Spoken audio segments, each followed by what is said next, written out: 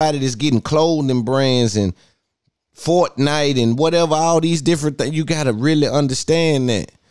You understand me? Because what they'll try to do is, oh, box him out. First chance we get, and it came quick. Look at God. That's how the haters gonna react. And so when I look at people make these kind of mistakes, because this ain't the first time nor the last time we'll see these things. But again, I think it's the influence of people who don't carry the burden. See, you always got to be careful to take advice and be influenced by someone that won't carry the burden or the consequences of what it is they asking you to do. Right? Oh man, your old lady be tripping, man. You need to come on over here, man. Man, damn, you can't even stay out, can you, bro? What you got going on? See, they don't carry the burden for what the consequences is about that. Yeah, my old lady is tripping because she don't want me staying out like that because she may done caught me cheating. She may be in a situation where we ain't spent time in the last. I got to consider the person that got to carry the burden. I cannot negate the person that carries the burden and then cater to the people who don't even carry the burden of what they asking me to do. So you asking me to neglect somebody or neglect a situation in which my family got to carry the burden of. You understand me? So you can have people calling the baby saying, man, yeah, nah, man. Hey, yo, we ain't going for that, home. We ain't rocking like that. We ain't letting them do us like that, bro. We ain't apologizing. We ain't doing nothing. You dealing with somebody, he worth $3 million. I made $11 million last year. For me to align myself with that type of capital and financial gain, I got to be aligned with these brands. To align with these brands, I got to be aligned with certain morals and ethics in the way that they look at it. I ain't got to that place where I can stand on what it is I stand on and y'all do what y'all need to do. But again, it's so many people that's dumb and stupid. They letting people influence what they do, and then they negate the person that carries the burden. They got to be one of the dumbest things, because guess what? When the money stop coming, or when I do stay out on my old lady and then now she cheating on me. Now 6 months from now, she got a whole new dude. And I'm trying to tell her, please don't leave me. I didn't mean, and I'm saying she wrong. Well, you wrong for what you doing to me. Whole time, you ain't even paying attention. You see what I'm saying? These is reactions to things that's happening. Yeah, you can go and say, you cheated on me, or you left me for another woman, or you did this, but you're not looking at it and saying, how did I play into that? He carried the burden for a lot of things I done that I shouldn't have done to that dude. Or I shouldn't have done to that girl. Right? And then it's so fucked up that in this game, these people will dig and dig and dig until they find one thing that you did that is out of line with what it is that they stand for, and they'll press the gas on that. Like every time, even, and I like to use analogies in relationships, because everybody has one, whether that's with same sex, opposite sex, friend, whatever you got going on, everybody has a relationship. You dig what I'm saying? So, welcome to It's Up There Podcast, your #1 place for business and podcasting. Ranked number 36 in the motherfucking world. Sit back, turn up the volume on your phone, and enjoy the show with your homie and host, Big Loon. Welcome to another episode of It's Up There Podcast. I am your active and attractive host for another episode of the fastest growing podcast on the market right now. We are ranked number 36 in the music category. Once again, we want to say thank everybody that always tunes in. So many brothers from all around the country has been reaching out. I want to send a shout out to everybody. If you are listening to the audio version of this podcast and you want to tune into the video version, you head to FOGFO TV on YouTube. And that's where you'll find the video version as a playlist with all of the full podcasts along with clips that I do drop. If you are looking at the video version and you need to figure out what is this I'm looking at, or how did I stumble across it, as we are in a discovery mode with our brand, you head to anywhere you get podcasts and type in It's Up There Podcast, and we should pop up. Also, for those of you that's new here, subscribe to FOGFO TV. We go live on Sundays. I got something real special coming up for my Sunday episodes of what we gonna do with the people. It's gonna kind of be a live, real time. I'm gonna continue to show y'all that the creators gonna continue to create, and we really talk from a position of power, and we understand that. So for those of y'all, make sure you stay tuned in on that. Send some donations or however they do, whatever they do. Also, we got buku new merch. It's Up There Podcast merch on our Teespring account. So go get you a shirt, man, and tag us in it, man. We got a boosted show we about to do, and a few other things we about to do. So y'all just stay tuned. But I want to thank everybody for tuning in and watching this Up There Podcast or listening, man. Y'all doing me real justice. I see the numbers keep growing, keep going up, which is a great thing. I see a lot of podcasters as I navigate through this thing. They struggle. They get 5 listens, 14 listens. They've been doing it for 6 months, and the most they got is 40 listens, and it's very humbling for me. You know what I'm saying? To be like, wow, dog, to see this stuff growing like this is like, you got to put it in perspective. See, because you'll look at people selling out venues and not understand what it took to get there, right? 3,500 people sold out on tour in 10 different states, right? I touched that many people in 2.5, 3 weeks. You see what I'm saying? Which is a very, very, very impactful place to be in as a content creator, or as a politician, or as anyone with a voice out here, right? With me approaching the game, and I always need the people that watch me and listen to me to understand something. It's a little different with me, right? This game is not acceptable to people that got here on their own merit, the people that understand selling and buying. See, it's 2 different things going on. A lot of these dudes selling out, I'm buying in. Yeah, a lot of them selling out, I'm buying in. My perspective is different.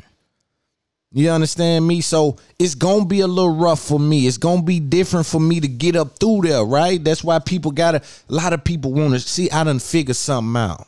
A lot of people want to steal the game. That's why they won't share it, right? Just let me know about it, right? I ain't really telling him because I get to run around, yeah. And I'm figuring that out because sometimes I be like, now some people sharing, and shout out to y'all, and a lot of people hit me up. Hey man, my homie put me up on you.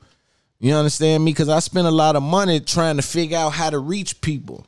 And that's a whole different fight along with living. And I don't make as much money to sustain my lifestyle off of any one thing. See that mindset? I don't make enough money to sustain my lifestyle off of any one thing. I could probably never do that because my lifestyle would probably change based on the income that's coming in if we being realistic. I ain't trying to be one of them dudes just talking. Yeah, if I make $5 million a year, some things gonna change. You see what I'm saying? So it's important understanding that. I want to start off, man, with just a brief observation that I seen when I was thinking about the Olympics. And it made me think about college sports. And then I started going down a rabbit hole in my head about just different things in which college sports has not changed, I think. But the Olympics, those people don't get paid. And when I look at the Olympics and I see all the ads and I see all the sponsorships and I see all the money being made and how they able to have cameras, these top-notch cameras, and the announcers being paid, and the stage writers, the stage set makers being paid, and the people that put the volleyball courts up are being paid. The trampoline people are being, everybody being paid but the athletes. See, it's been a common theme around here in this entertainment industry where everybody get paid but the person you look at. I want you to understand how deep that is. When you see a person, you like that person. And then you got to put in your brain that me liking them, everybody get paid except them. That's why you hear me talk independence and information. You think I can be able to run back to my neighborhood, run back to my family, run back to my children and say, I made 10 million, but I went broke. That's unacceptable for me. But it's possible for me if I don't navigate this thing right. And that's why you hear me speak independence. That's why you hear me speak information, even if you don't remain totally independent, because we understand that, hey, man, to make pancakes, you can't just have flour. You need egg. You know, to make certain things, you need, you understand me? So for us to have our brand in a position of where it really is a brand that's a household name, maybe we got to connect with some of those people. But while we're connecting, we need to make sure that we exchange information, and we want to do something other than, unless it's just a situation where you want to write me a check and get out the way, we accept those. But we talking about where you in perpetuity get an opportunity for being involved with what I'm at the forefront of. Let's figure out how we both make that fair for each other, which me talking this way is probably why I never get a deal, because they see I understand things, right? But we got so many black companies that should embrace independence. They should embrace integrity. They should embrace information. When I'm telling you, I got to come back to my children and I got to be able to explain to them, y'all good. All them days, all them nights, y'all seen where I was up and daddy was, this what it was about. That long journey, this what it was about. Cause they see it happen. They saying it now. Right? So my fight is a little different. That's why you ain't saw me out helping people yet. I ain't got there yet. Respectfully.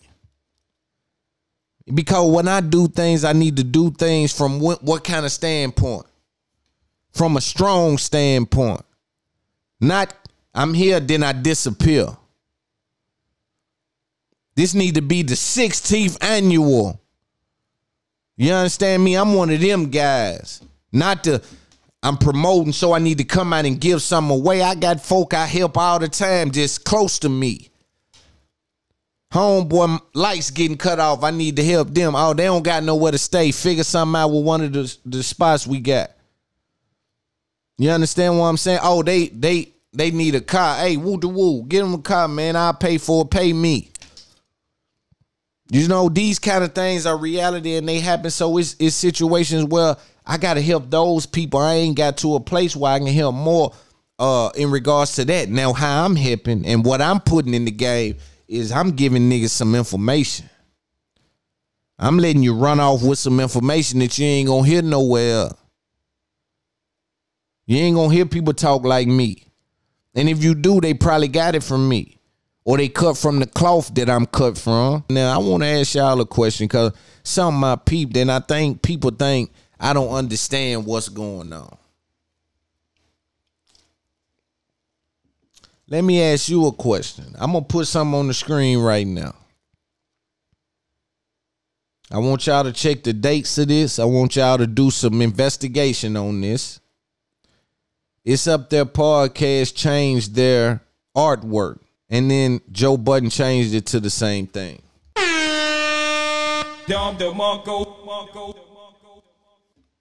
Is that a coincidence? I've pulled things from Joe Budden. But how do we have the same? How can it be this coincidental? Like, look at this. How can this be this coincidental? And we won't spend much time on this because it ain't bomb worthy. But I wanted to just let y'all see something and plant a bug in your ear. And we'll get to that later because I got a lot more of that I'm going to point out here in the near future. I got receipts. There's things happening in this game that's unfortunate for the ones that's creating at a level that's right up under the level that these folks is getting paid on. And trying to navigate through the deep waters that they've created. It's unbearable for those that don't have the connections to call some of their friends, right? When we ain't engaged in some of the behavior that they've engaged in. You can ask yourself what that behavior is. In the industry, we've all heard of things. We've all heard the sayings. We saw the receipts. We look at the exchanges. But it's a lot to talk about today, so I'll move on. Let's talk about the video of Ari dancing on her friend. And let's talk about how people say that this was an issue. So for those of you that don't know, Moneybagg Yo's woman, Ari, I think that's how you say her name, Fletcher, was on video by the fan, some fan way in the back recording her dancing on one of her friends. Moneybagg Yo knows the gentleman. I think the gentleman is gay. And the internet took it and it went off. It went crazy, right? So now everybody's thinking like, yo, man, like she wilding, bro. Then Moneybagg Yo double back and said, hey, man, there what wrong with y'all dude, man. Y'all too insecure. And then my question to y'all is, what you thought he was supposed to say? What you thought he was going to come and just let y'all know, yeah, you know, even if he was like, yo, that was too much. Y'all think he going to come tell y'all on the internet? Yeah, y'all right, man. My old lady be bullshit. Y'all think that's what the vibes is? That's why I be saying, like, it be either I got to get this got to be heard, what I'm putting down, or y'all dumb and stupid. Because it ain't no way you believe that even if he felt the way that he gonna come out and say, you know what, man, you know what, you right, homeboy. Like y'all right, get her, y'all. This my old life. What you think I'm finna do? I'm gonna tell y'all, man, y'all insecure, y'all doing too much, man. Come here, babe. Behind the scenes, if there is an issue, I'm gonna address it. Yo, come on, don't let them catch you slipping like that. You know the brand. Protect the brand, babe. Yeah, protect the brand, babe. Protect the brand. You know what going on. Protect the brand. Protect the brand. You know, hey, because respectfully, you know, all the rap dudes getting caught doing a little something here and there. I mean, I've been player. No respect. Like that's the conversation we'll have if it need to be had, but that'll be had behind closed door. That ain't gonna be had on the internet. It's really crazy how the internet be sitting there waiting on your response. I'm talking about waiting. I'm talking about waiting on your response. What Moneybagg gonna say about this? And then they be up under your post. Say you come just post a regular picture and don't say nothing. But what about this? But what about this? They comment. What you gonna say about this? What they doing about this? They doing too much. They doing too much. Right? So just an observation, y'all gotta really peep the game.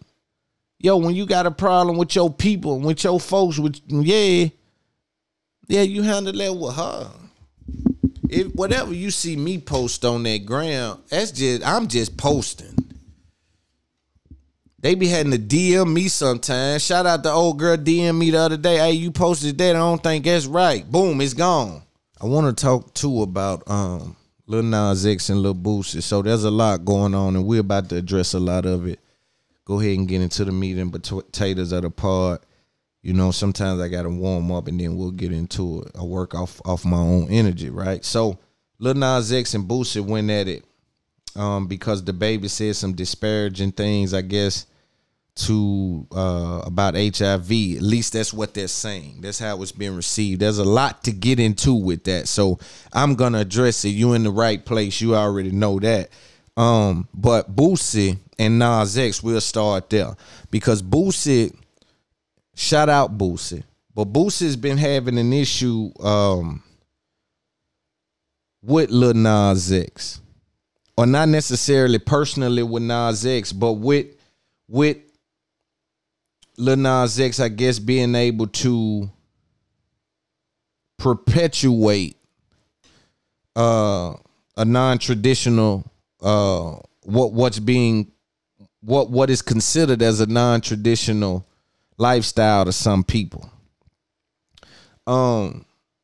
It's always been a point of contention for bruh, and where we come from, I think we need to understand that acceptance does encounter transition. When things have been a certain way for so long, when things have been founded on certain principle, it's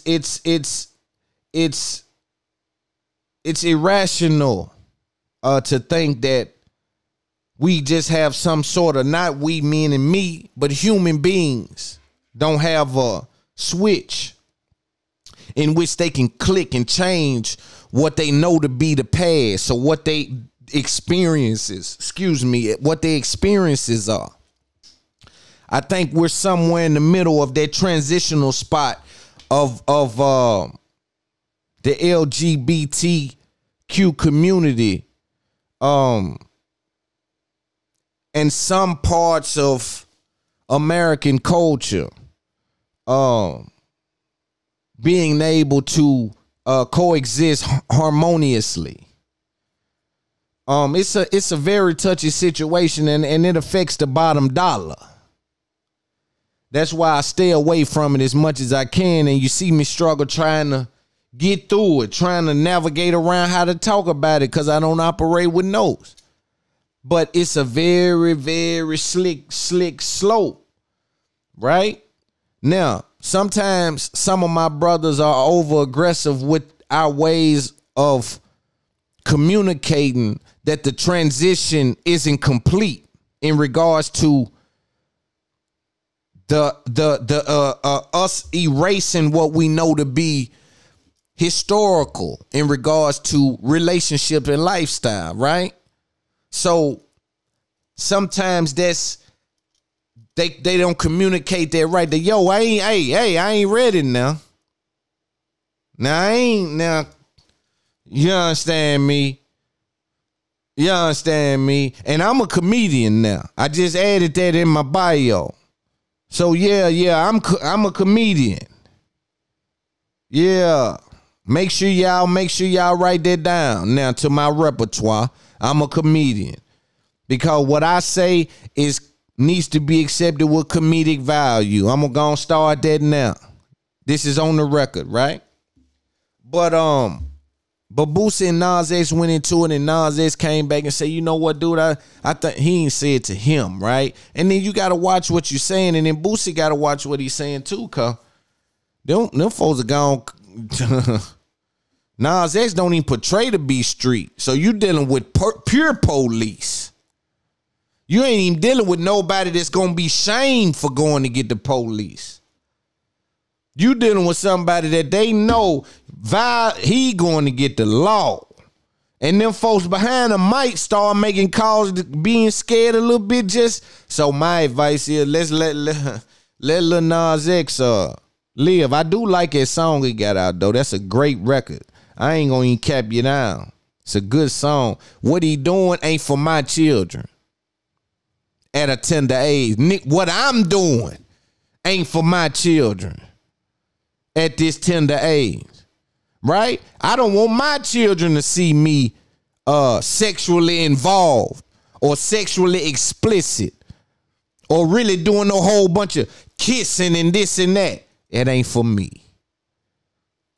Because what are we saying when we do that to somebody so young? We breaking a seal that, in my opinion, don't need to be visited. In regards to the mentality and the mental structure and the, listen, I don't know. It ain't for me. Because all they know is, see, my children have a different thing going on. They associate men with their father. That's all they know. They don't have enough information yet to know, oh, he's a welder. Oh, he's a call center agent. Oh, he's a manager at Walmart. These are different kind of men. He's a rapper. He's a boss. All they know is man. And I'm not ready to confuse them, or I'm not ready to involve them in any kind of sexual activity. You can't get me LGBT. Because I'm telling you, I don't want them to be involved with what I'm doing, let alone what somebody else doing. So that's my stance on in regards to introduction of same sex or heterosex. My introduction to my children about sex, period. Let's listen to what Boosie said. Hey, trying to put that shit on all them churn. Go viral. Go suck a dick on IG, bitch. That say he'll get naked for charity. And y'all talking about the baby. This man say he won't get naked for charity in front of all these insurance. That nigga disrespectful like a motherfucker. Nas X. You a bitch. Go suck a dick on live. Go on turn out. Go get by the other rappers in the game who like booty. Go get on TV. Put a point out, bitch. Yeah, this nigga the most disrespectful motherfucker in the game. Everybody ain't with that game. The world need to know that everybody ain't with that game. Everybody not with it. It's not cool for everybody. You can't make the whole everybody not on that game. Everybody don't want to get fucked in that. Everybody don't want to fuck another. You know what I'm saying? Like, everybody not with that shit, you know? This motherfucker say he won't perform for charity. You the most disrespectful motherfucker. We're gonna fuck on live. Get fucked in your all other rappers on live. You a disrespectful little motherfucker. You won't turn out like you won't get naked in front of kids. Go on live. Go get fucked by all the rappers who fucking you in, bitch. Trying to fuck with the baby on that, nigga. Look, I ain't the baby. Everybody ain't with that in the world, bro. You know, everybody don't want their son. Everybody. I need you to understand, though, right? While we in this talk right here, which is a sensitive slope, right? For people that's involved with business with certain companies. But I want you to really understand Boosie brand, the brand Boosie built. Boosie really is the pinnacle of street brands. I'm talking about street rugged raw brand, the street brand. The not crossover at all brand, and took it all the way up. They did a little bit with they took some of their street records pop and mainstream, but he got the street brand. Whatever he say, I don't see it affecting his shows, his streams and things like that. That dude got a different kind of brand. I want they son in another, bro.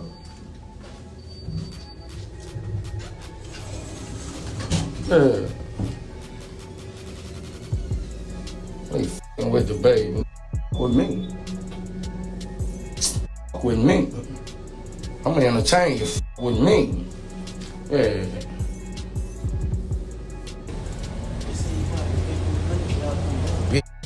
Oh, we ain't never pay off for the last time? Yeah, that lady, that one girl yesterday, everything. I went down there. What she said? Huh? You about to pay $300? For what? For some. the park. Oh yeah, for the For the last 2 days. Yeah, for the last 2 days.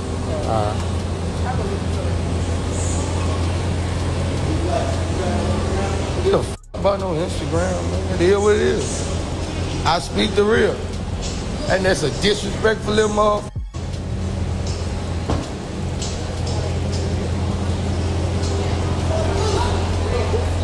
Jump on stage while don't you jump on stage. I'ma snatch your ass off stage, nigga. You bitch, nigga. I'ma snatch your bitch ass off stage. What's up, man?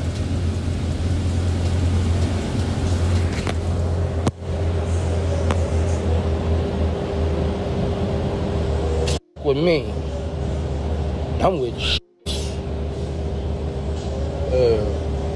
everybody not with that shit, man. Yeah, the whole world everybody ain't with that shit. Be sure to like, comment, and subscribe. Everybody ain't with all that shit, man. Everybody ain't with you dancing in front of their kids on stage. Everybody ain't with that nigga would beat your ass, bitch. Would drag your ass off stage, man. Everybody ain't with that, man. Yeah. You let me be in a building and you come on stage naked. And I think some fucking kids watch, I'ma snatch your bitch off stage. We gonna beat your ass. On guard, we gonna you get on stage at an event that I think some children at, and I'm there, I ain't letting it go down. You better hope I ain't at them awards. Everybody not with this fucking Lil Nas movement. Everybody not with this shit in the world, bro. Y'all need to wake up and see that. Everybody not with this. Yeah, everybody not with this. Stop trying to put that shit on our kids, bro. It's still Adam and Eve, not Adam and Steve. Hey, I ain't know he ended like that. Dude here, boy, dude funny. But nah, seriously though, man, I kind of gave y'all a gist of what I'm on and how I feel about that. You know what I'm saying? We don't deal with men sexually over here. We don't involve with that. We're not gay. You know what I'm saying? On no level. And so it's important that people really understand when we deal with children how sensitive of a subject this is when we deal with children. And it just ain't something to be taken lightly, in my opinion. You know, sex in its entirety shouldn't be taken lightly. You know, because what's the difference? You know what I'm saying? We don't let people deal with sex with children. I will say this is a testament. Not only Boosie, but a couple of people came out. And I hate to see our rap game go through this kind of division over something, especially respectfully a guy from Canada. You know what I'm saying? Love to respect the dude, whatever he got going on. But to see our game split down the middle like this right here, you know, because in my opinion, none of the baby's mess really comes from what he said about the HIV thing. One could be led to believe that this is just a situation that spins off of the Meg thing. Right? So now they got the goons out there. And they want to put a dent in you now. Does this affect his first week sales, the baby, when he dropped this album that he wanted to drop before this tour? And then when we look at this in its entirety, was this worth it for Tory? We seen what his sales did. They dropped dramatically. Not saying the babies will do that. I'm sure that they're going to put all smoke involved to try to make sure it doesn't. But while he's taking this kind of hit, the cachet, what's going on with this? Like, I hate to see our I hate to see our industry and our culture going through something like this, dog. I swear I do. But it's a testament to the real ones. Some of the real ones come out. Like when the relationships kick in. Boosie come out. Him and the baby, the baby superstar status doing shit on the love. When I'm popping corn right now. Boosie a real one.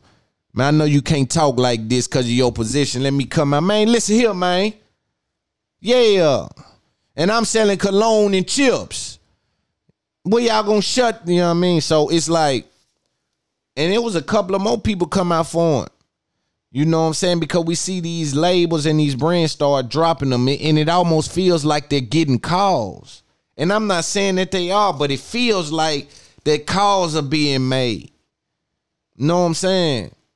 And I think Tory did come out and give the baby some love, but it's a little bit more. I expect a little more out of Tory for the hit the boy taking. You understand me? Because he taking a hit for that, in my opinion. That's my opinion. You know, but Lil Nas X and Boosie, man. I think it's if Boosie want to go with anybody, it might need to be the label. I'm not sure. Well, I don't know really. I don't know because Lil Nas X seems to be creatively involved in what's going on. So if you have a problem with what he's doing creatively, I can see him sharing some of the blame of that. You know what I'm saying? I think that the situation is unfortunate. You know, like I say, the transition, it's a transition that we're ignoring, and I hate to see that. So I'm gonna talk, and then I'm gonna talk about the baby situation a little bit because we already right here. You know, and again, people came out to kind of represent what he said. Now let me really play what he said just so y'all can kind of put in perspective what I'm talking about. Again, I'm not sure when you'll see this clip. I'm in discovery, so fans are discovering me, you know, episodes down the road. You understand me? So let's see what the baby said. You didn't show up today with HIV, AIDS, any of them deadly sexual transmitted diseases that'll make you die in 2-3 weeks. Put a cell phone light in the air. Lady, if you like water, put a cell phone light in the air. Fellas. Lights up. Fellas, if you ain't sucking in the parking lot, put your cell phone lights in the air. Let's be real about this. Yeah, keep it real. Some of y'all suspect as a motherfucker. Let's be real. Well, at least I really think if the DJ kind of gave it a little bit more sauce too. I wonder is because the DJ will really, the ad lib will really kind of putting a little more context on it. You know what I'm saying? It could have been took out of context though. But this is called a call to action, right? You know, if you got more than $10 in your bank account, say yeah.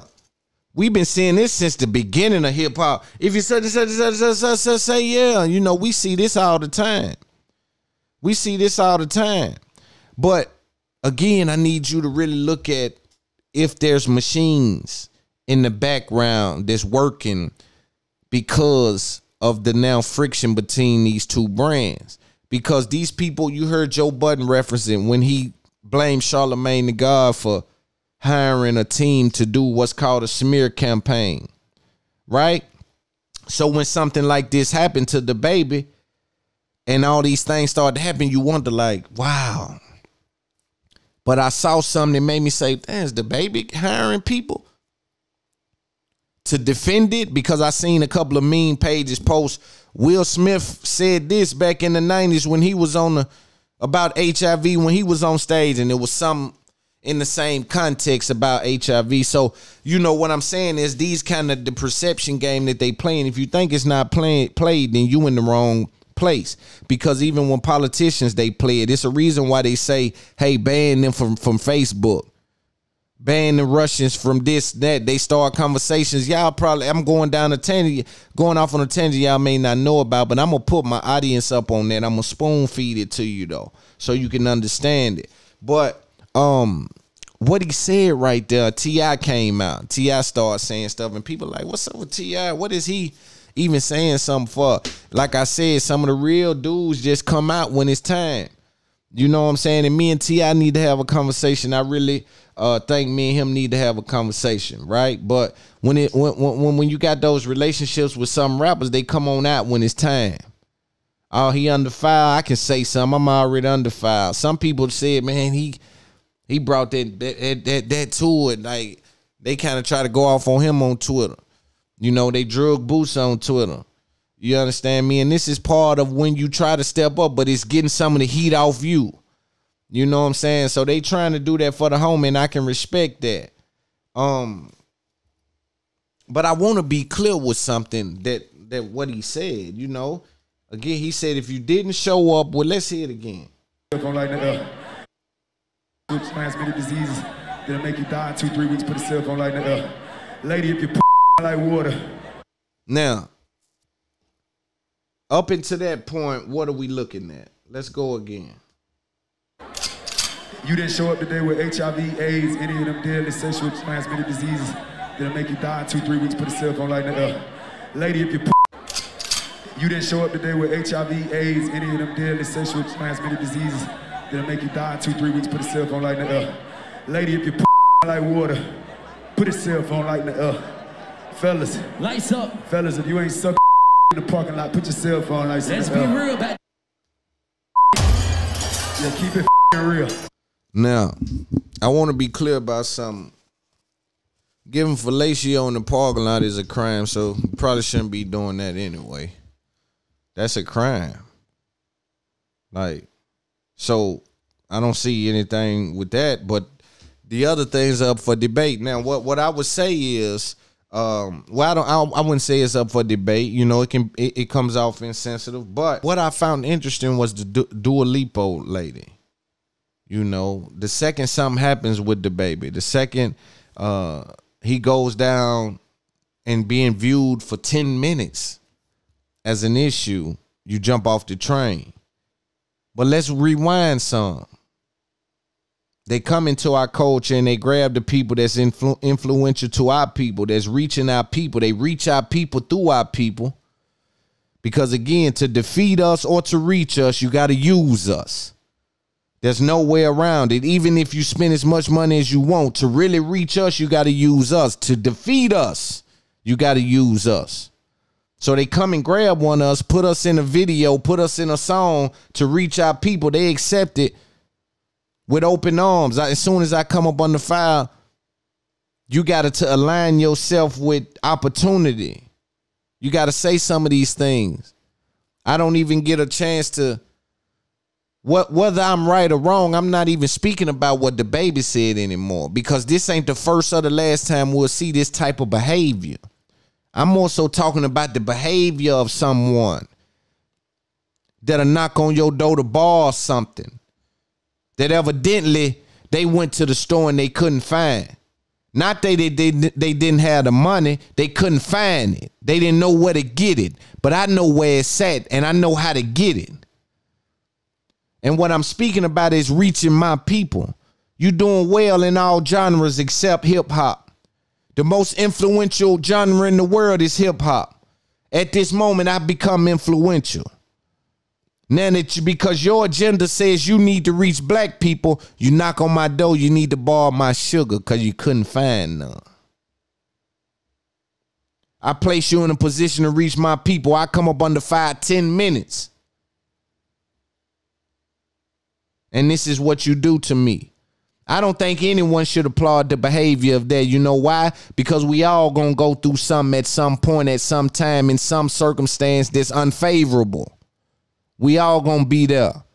Like it or love it. Be indifferent about it. It's just part of what we got going on. So what they do to them, they will do to you. At least I want to believe that. But when I see them do this to the baby, in the back of my mind, I say, what about that Santana dude and the Rolling Ray dude? When they got a song that's on charts in all these different places that's speaking about a paralyzed person not being able to walk. Respectfully, rap beef is rap beef. But what I'm speaking about is how we in a situation where even I've saw with my own eyes on Instagram lives in rap beefs where people from the community, the LGBTQ community, has used the F word to people that's straight. And then if that person uses it back and it's now weaponized, it's a weird thing going on out there. I think, some conversation got to be had, man. This is getting out of hand in regards to what's acceptable and not acceptable. You understand? But we're going to take a break and then we'll be back. After this break, we'll be back breaking the game down with It's Up There podcast. Stay tuned. I want to talk about the again, just the game and how in black culture, again, I examine these things parallel to each other, the white culture and the black culture, specifically in the realm of podcasting and access to audience and information. I'm gonna start highlighting some of the people that's doing good business. I took a trip down memory lane in my brain earlier and thought about when Master P reached out to Kodak Black that time. And I think Kodak was probably just still out there a little bit more, maybe had some people in his ear. I'm really not sure. What seemed to have took place then, what I understood based on the limited information we had on the internet, was that P was basically saying, hey, I don't want nothing for free. Whatever I create, let me get a percentage of what I create for you, my brother. And I'll get you this deal. We'll make some money. And I think some people around Kodak or somebody just didn't appreciate the approach, right? For me, as I'm climbing the ladder and I'm seeing people gain interest, and then people also look at it as an opportunity maybe to get their brands kind of funnel it through what I have going on, I started to realize that people want something for nothing in this game. People want to give you almost nothing and get everything that you have. I even saw one of the guys out of Griselda come out and say, oh, I'm on to you. You want me to sharpen your sword to go to war against me. You don't want to sharpen your sword to be next to me and be a part of this crew. You want me to sharpen your sword and you on the other side. The audacity of these guys.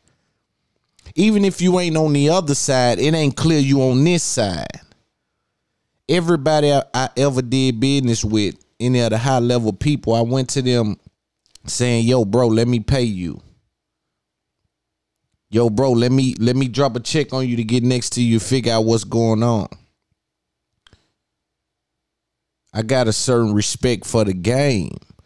The game provides a certain level of quality of life that I need access to. I would be a fool to think that information is just free.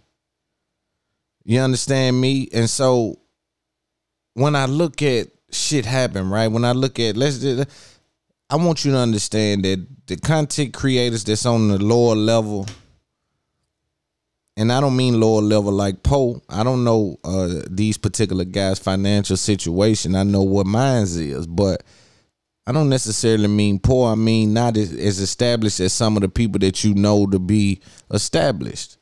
You understand me? So I'll speed the story up. So I was watching on my Instagram. You know, I follow a guy named 3 Letterman. Shout out 3 Letterman. He's been around for a while. I think he's dropped or fumbled a couple of bags in regards to he had a thing going and something just, you know, a couple of times actually. And so he's a content creator guy. He hustling. I saw Joe Budden tap in with him because he know all them. Royce, Joe, you know, he know certain people. He's part of the battle rap scene. What struck me though was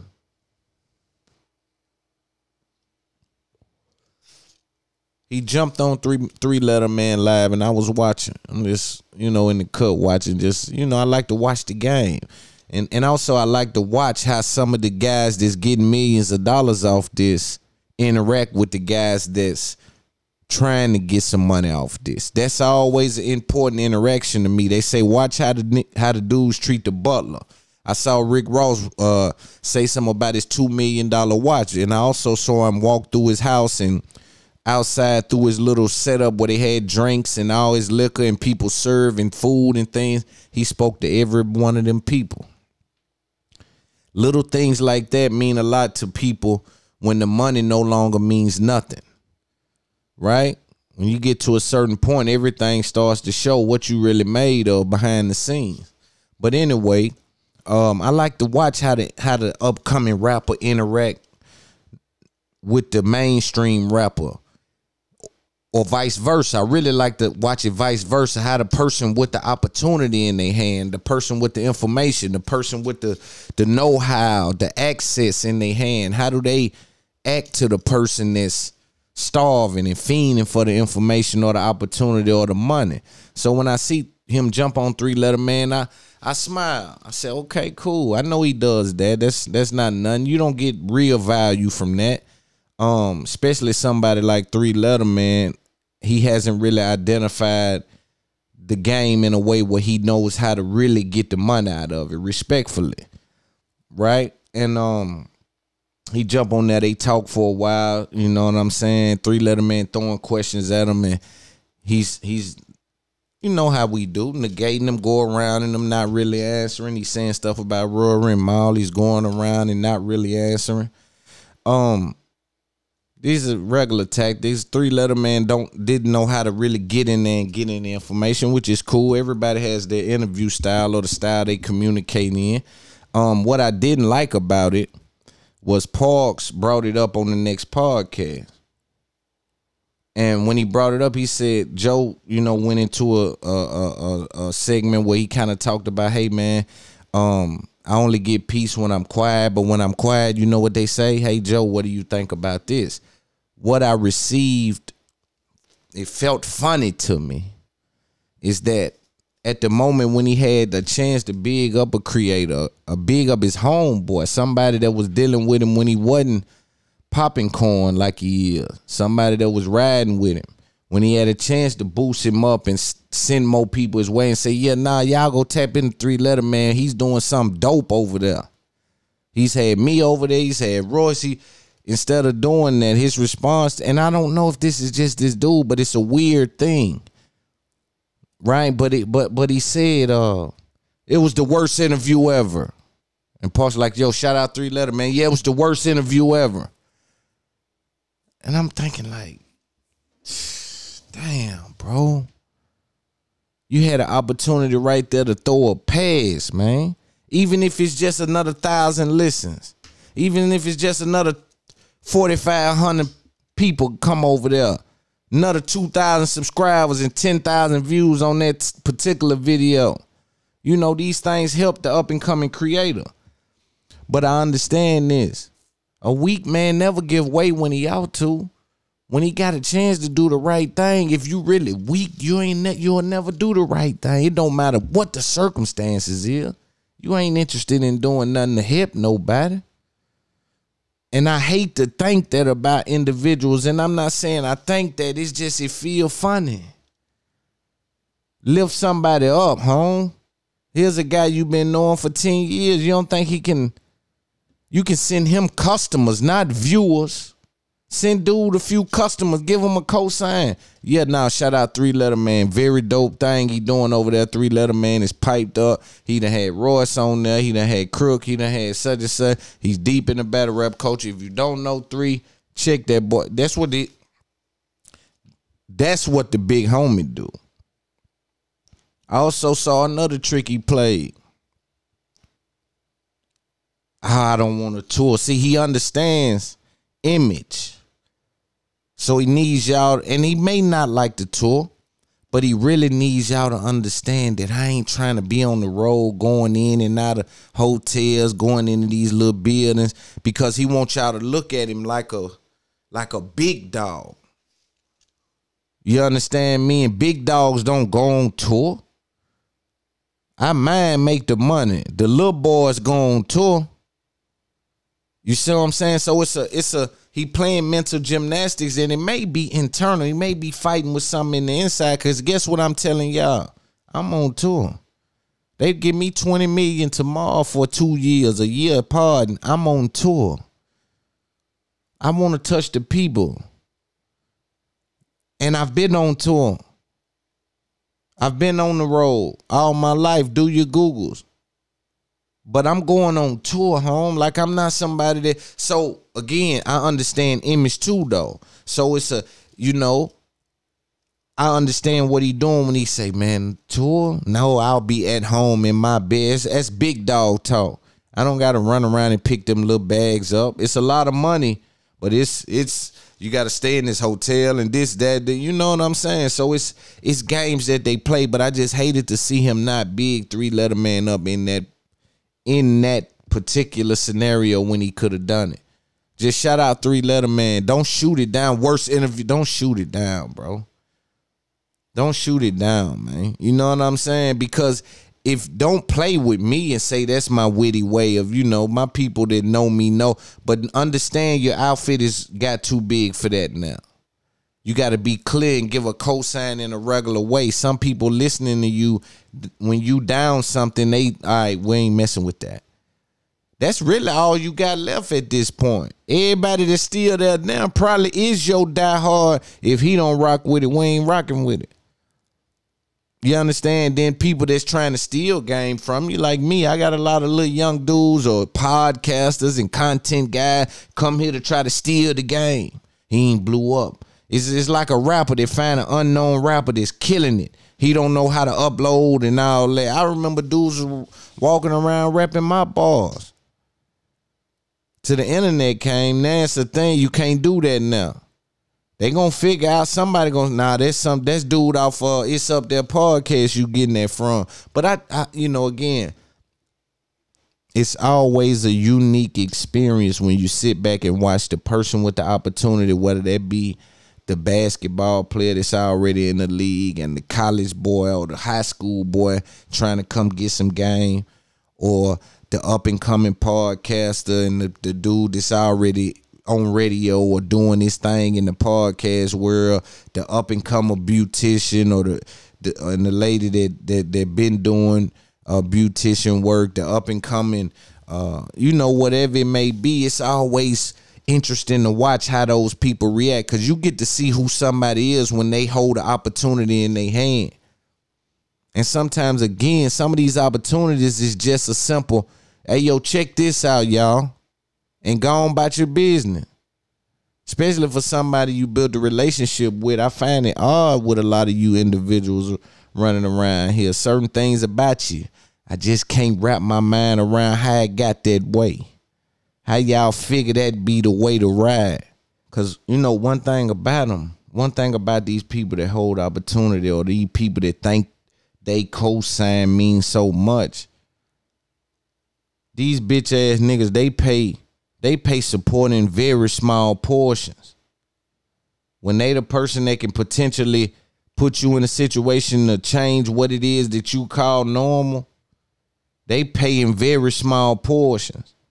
But when it's on the other side, when they talk about Diddy or Jay or one of these kind of people, boy, they can't wait to give it up for things that's even unseen even. They just, it's just offensive sometimes. And they need to know how it's being received. It's a lot of people in the game, and I want to be clear with things. I think Joe is great on the mic. I think Charlemagne's great on the mic. I think Kevin Samuels does a great job in what he does. But again, he got a real hate train after him. I think Nori does his thing. A lot of these people, they do their thing. That ain't what we worried about. A lot of people can do their thing. How many opportunities these people giving? We see Charlemagne giving opportunities to establish people, and it's a beautiful thing. We see Nori giving opportunity to establish legends, beautiful thing. We see Joe Budden give opportunity to his friends, beautiful thing. But I just think that's where we have to judge the people at the forefront of what we got going on.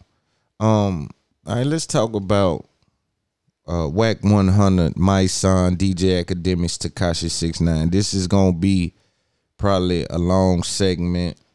Then we got to get on to the baby situation and break that down. And then I think we'll probably get out of here.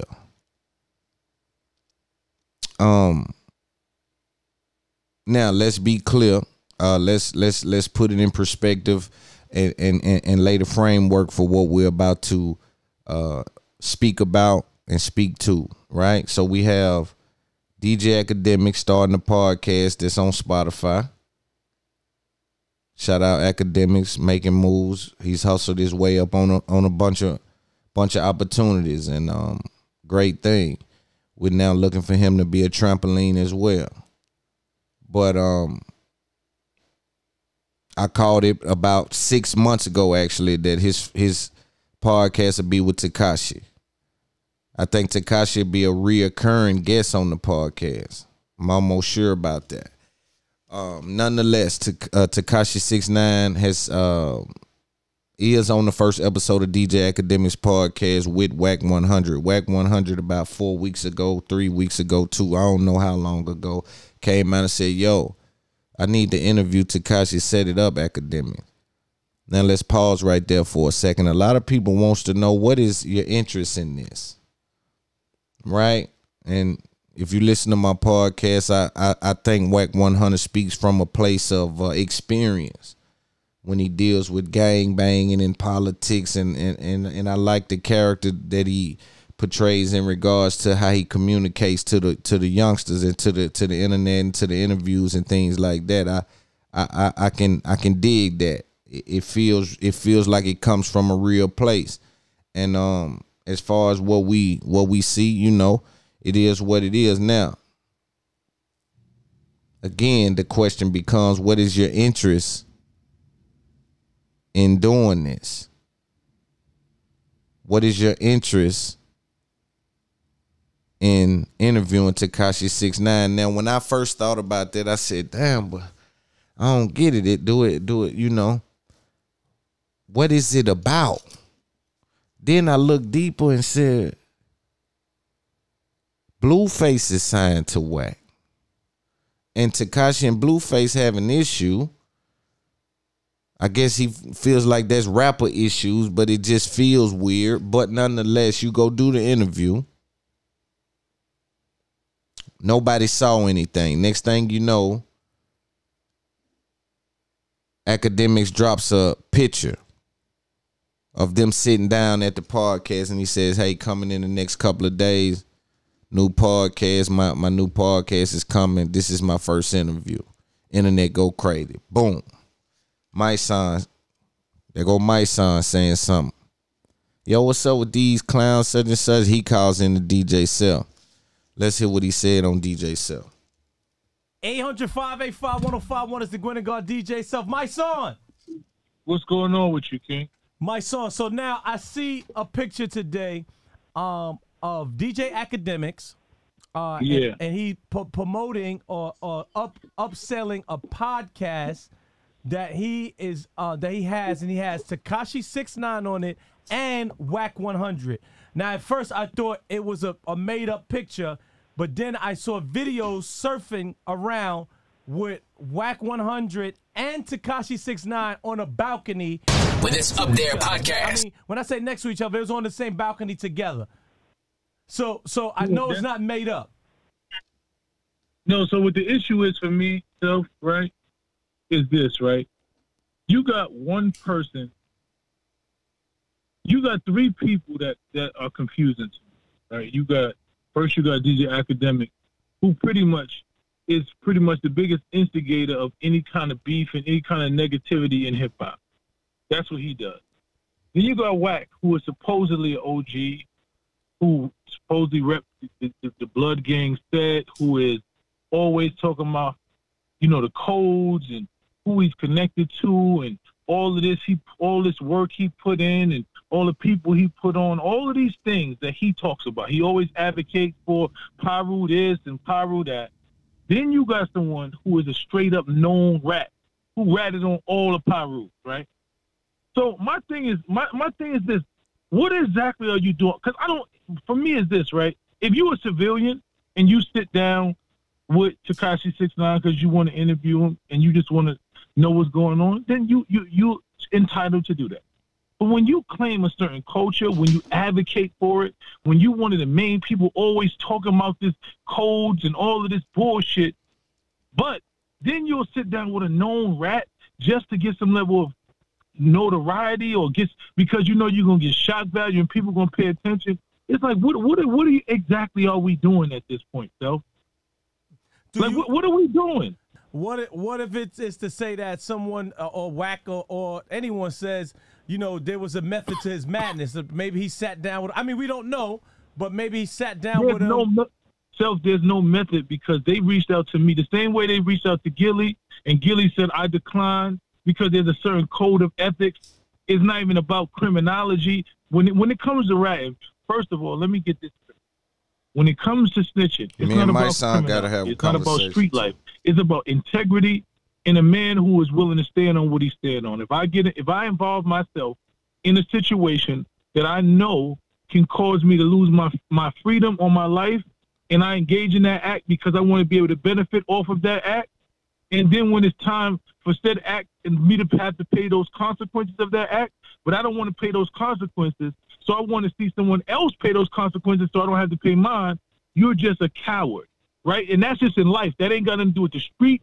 That's nothing. You're just a coward, right? So when you say that you uphold a certain lifestyle, when you say you are blood and all of this, and inside of the blood manual was never based on criminology. It was about upholding our own communities, us protecting our communities. But when you say that that's the lifestyle that you live in, and this man is discordant to what it is that you stand for you to utilize your voice, your time, your energy, your platform to give him a voice, it's totally contradictory to what you say you stand for. Academics is a weasel. He is just a bloodsucker. So he's gonna do whatever it takes to just get any level of notoriety. So I don't put nothing past him. He just needs to be canceled because he's just bad for the culture. But the shit that Wack does sometimes, it's just like, bro, you can't want fame and notoriety that much.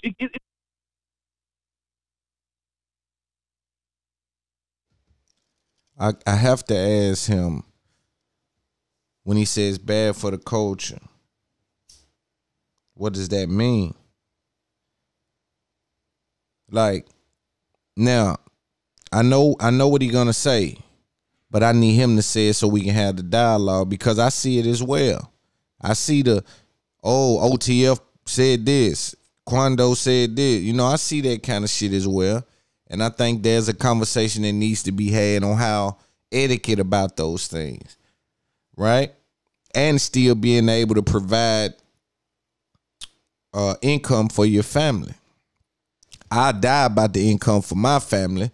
So, you know, I'm not sure if they share that, but if they do, somebody got to have a conversation.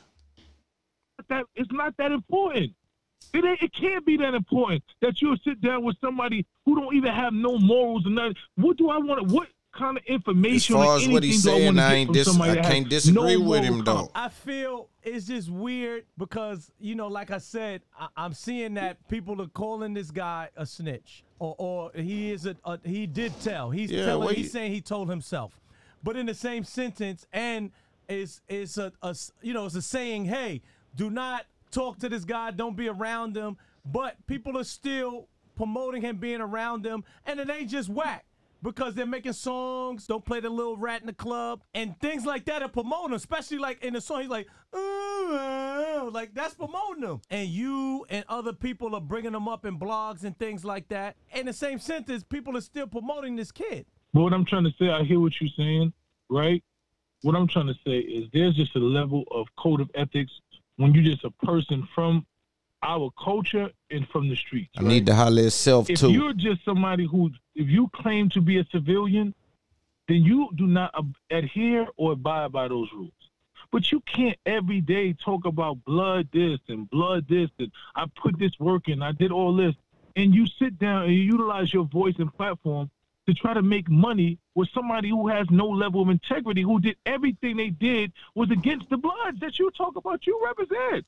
Like, I'm not a Blood. I've never been a Blood in my life, anything.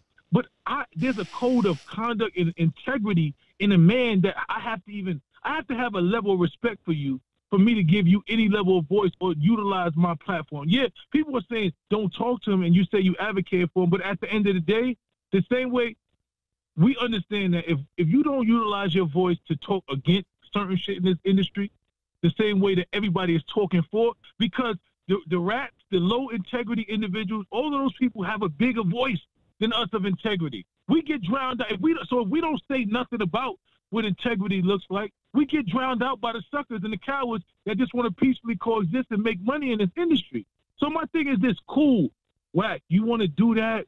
That's what you into. You just trying to make a couple dollars.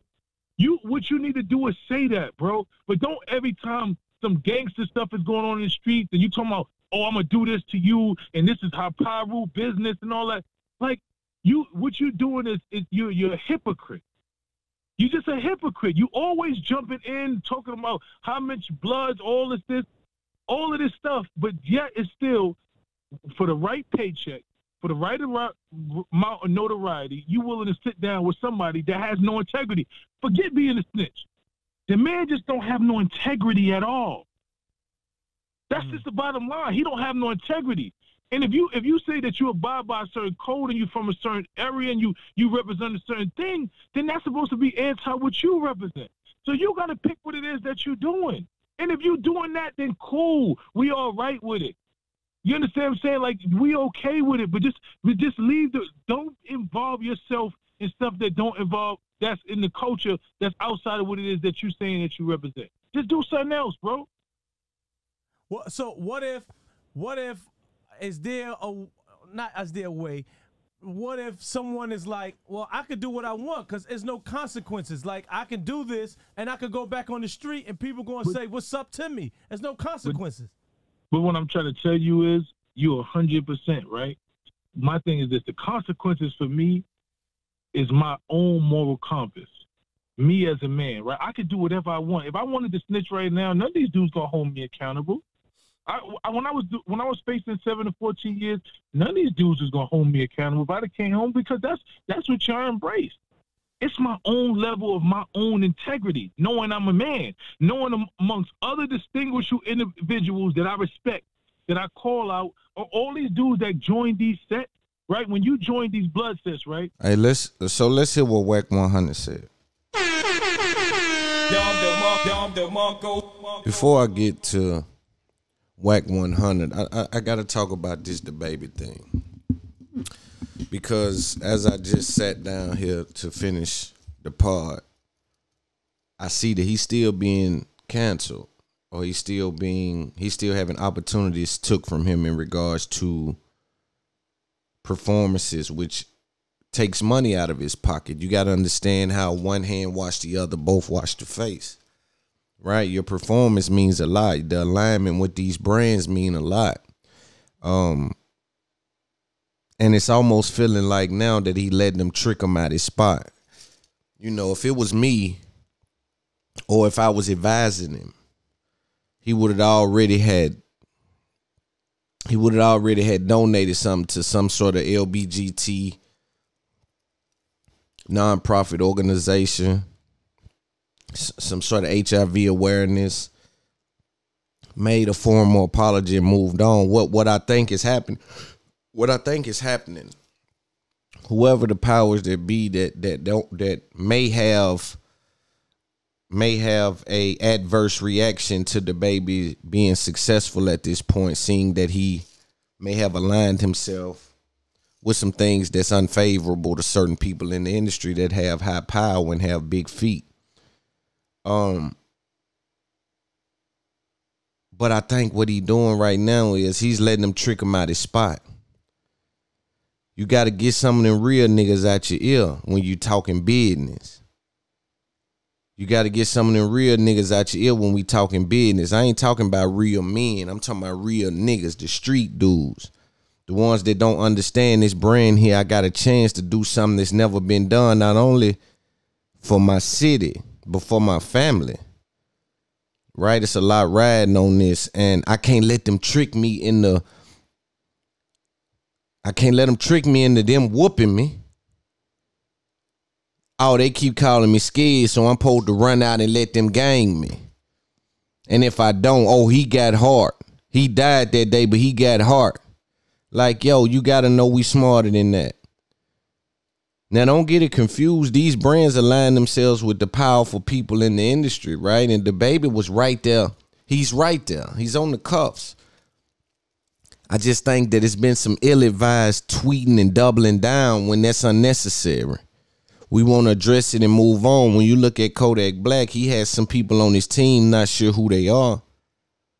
But when you see him go throw 100 racks in the water, in the ocean, that very next day he's in the projects giving air conditioners and giving money and giving, because he understands, somebody on his team understands perception, right? And yeah, DaBaby's gonna be rich no matter, you know, what they do, but the problem is they trying to knock a dent in him, and it's looking like he's allowing them to succeed in regards to tricking him into saying like, and then see, but on one side I understand, because I'm like, yo, it's like they trying to bully you into You know, they trying to bully you into making you go the other route with things, and we don't consider people that push us in a direction outside of what we're comfortable in doing.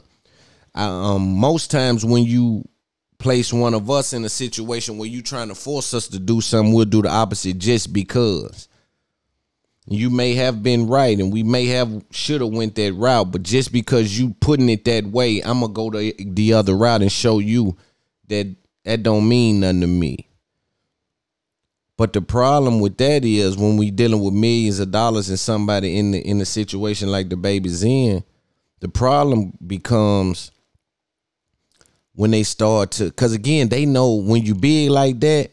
See, you gotta think it's levels to everything. When your brain is kind of escape hip hop a little bit like the baby, he ain't went super far with it. Don't get it confused, but he has escape hip hop and went up a little bit, right? They understand they can't cancel you with one swipe. They know they gotta swipe. It's like when you fighting somebody this big, you can't, one hit may not get it done, but you hit them and hit them there and hit them, you can drop them. But your fight back gotta be involved in perception. You gotta deal with perception. And it's unfortunate because we like to deal with reality, meaning I ain't say that. I didn't mean that. I didn't mean to hurt them folk with that. I wasn't even talking like that. That's the reality. But the perception is they're painting the narrative. Like, yo, bro, and he's saying some things that I don't see to be the right thing to be said in that time. You know, shout out to Arnold and everybody at South Coast Music Group. Great businessmen. I think the baby has got big enough too, though, the way he pushes back on certain things. You know what I'm saying? Because in my opinion, the worst thing now, don't get it confused. It's a blessing to have Meg or Cardi or Nicki on your team co-signing you. They got the internet people, and then they can play the black woman thing. You understand me? When they reach out to some of these festivals, I'm telling you, it feel like somebody's making calls to say, yo, y'all gonna still do business like this with somebody that said this? You know, it feels like that because they didn't come out soon as it happened. It's like they're dressed, they're coming. Just, it seemed like we ain't got over there to that one yet, but we calling them too. That's what it feels like. Nonetheless, I think his mistake is rooted in not just apologizing, you understand me, for perception's sake and for the brand's sake and for the family's sake. You know, sometimes we got to do things we don't want to do for the family. I was in my truck the other day, and, you know, we had went somewhere. You understand me? I jump off the interstate, boom, one of my tires bust. I got $75,000 in jewelry on. I got on $1,500 shoes, like all this here, right? My tire just busted. I can wait on insurance. I can call somebody to change it, but I got my old lady in the car. I got to figure something out, right? So my perception is, all right, we just got to get it done. So I jump out. You think I want to jump out and sweat and do this and doing that? I don't want to do that. But that's what I got to do because the circumstances surrounding this. This is bigger than just what I feel like. I don't feel like changing a tire or getting out and going to sweating when I don't feel like all that right now. I just come from a restaurant. I'm full. I don't feel like all that. But I didn't have that luxury because of the call. You understand the situation that was placed in front of me? I got to go head on with it, and I got to handle it a certain way for it to be complete. I keep telling people, all's well that ends well. Yeah, but I keep telling people, you know, all's well that ends well, right? And that's game that you gonna hear me always put down and let people know all's well that ends well, not that goes well, not that starts well. All is well that ends well. You got to begin with the ending in mind. You got to operate with the mission in mind. These is just necessary to teach us to learn twice. You understand me? To teach us to learn twice. So you got to always remember what you going through and what it is that you here for. Yeah, I ain't here for y'all to call me no real one. I know who know I'm a real one. They understand. I got big footprints. I've been having big footprints in the sand since I've been a young boy. They can't tell me I'm not a big dog. They can't snatch no vouch from me. They can't dictate what I do. They can't indicate to me what I am in society, what I am to my neighborhood, what I am to my children and my family. Whatever you say can't mean nothing to me. I'm established. I've been established. So when you see me navigate through the industry, you got to understand that. Man, I'm not here for y'all to say, nah, he a real one. I don't care what y'all say. I'm going to be a real one because that's who I am in my heart. But at the end of the day, I'm not going to let nobody trick me out my spot. You can't trick me in the, oh, y'all ain't going to make me say sorry and I'm going to lose $10 million about that. You won't trick me. If anything, I'll trick you with the sorry. You understand me? I won't lose. I'm prepared for all things. That's why I have no luxury of freedom and freelancing. Because in every opportunity that I get, I'm planning for something. Whether that's, oh, I seen a crack in that right there. I don't like that. Let me prepare my exit on that. Oh, I see how that's going. I understand now. Listen, I can tell you that something's done 10 months before it's over, 2 years before it's over, because I'm that alive in the moment. I don't ever take what somebody say to me. I always look at actions of things. Because I got to understand my position in life, right? So I got to look at things and say, oh, okay, that's what it is. But I won't lose because I prepare for things and I stay prepared for every single thing that I can see coming. Now, I may lose if it's something I don't see coming. But I don't involve. That's got to be something that I'm not involved with, because everything that I'm involved with, I got a fine tooth comb on it. I'm going through it. I'm trying to figure it out. I'm trying to see what it's doing, what we talking about, what is it worth, what it costs, what's the value, what's the detrimental, how detrimental is it to my life, right? So when you deal with somebody like me, you can't trick me. You can't outdo nothing. These communities that get offended, if they're offended, you got to handle that with a certain level of understanding when there's money at stake. When you somebody like a Lil Boosie, you don't really got to worry about that. But when you somebody that's getting clothing brands and Fortnite and whatever, all these different things, you got to really understand that. You understand me? Because what they'll try to do is, oh, box him out. First chance we get, and it came quick. Look at God. That's how the haters gonna react. And so when I look at people make these kind of mistakes, because this ain't the first time nor the last time we'll see these things. But again, I think it's the influence of people who don't carry the burden. See, you always got to be careful to take advice and be influenced by someone that won't carry the burden or the consequences of what it is they asking you to do. Right? Oh man, your old lady be tripping, man. You need to come on over here, man. Man, damn, you can't even stay out, can you, bro? What you got going on? See, they don't carry the burden for what the consequences is about that. Yeah, my old lady is tripping because she don't want me staying out like that because she may done caught me cheating. She may be in a situation where we ain't spent time in the last. I got to consider the person that got to carry the burden. I cannot negate the person that carries the burden and then cater to the people who don't even carry the burden of what they asking me to do. So you asking me to neglect somebody or neglect a situation in which my family got to carry the burden of. You understand me? So you can have people calling the baby saying, man, yeah, nah, man. Hey, yo, we ain't going for that, home. We ain't rocking like that. We ain't letting them do us like that, bro. We ain't apologizing. We ain't doing nothing. You dealing with somebody, he worth $3 million. I made $11 million last year. For me to align myself with that type of capital and financial gain, I got to be aligned with these brands. To align with these brands, I got to be aligned with certain morals and ethics in the way that they look at it. I ain't got to that place where I can stand on what it is I stand on and y'all do what y'all need to do. But again, it's so many people that's dumb and stupid. They letting people influence what they do, and then they negate the person that carries the burden. They got to be one of the dumbest things, because guess what? When the money stop coming, or when I do stay out on my old lady, and then now she cheating on me.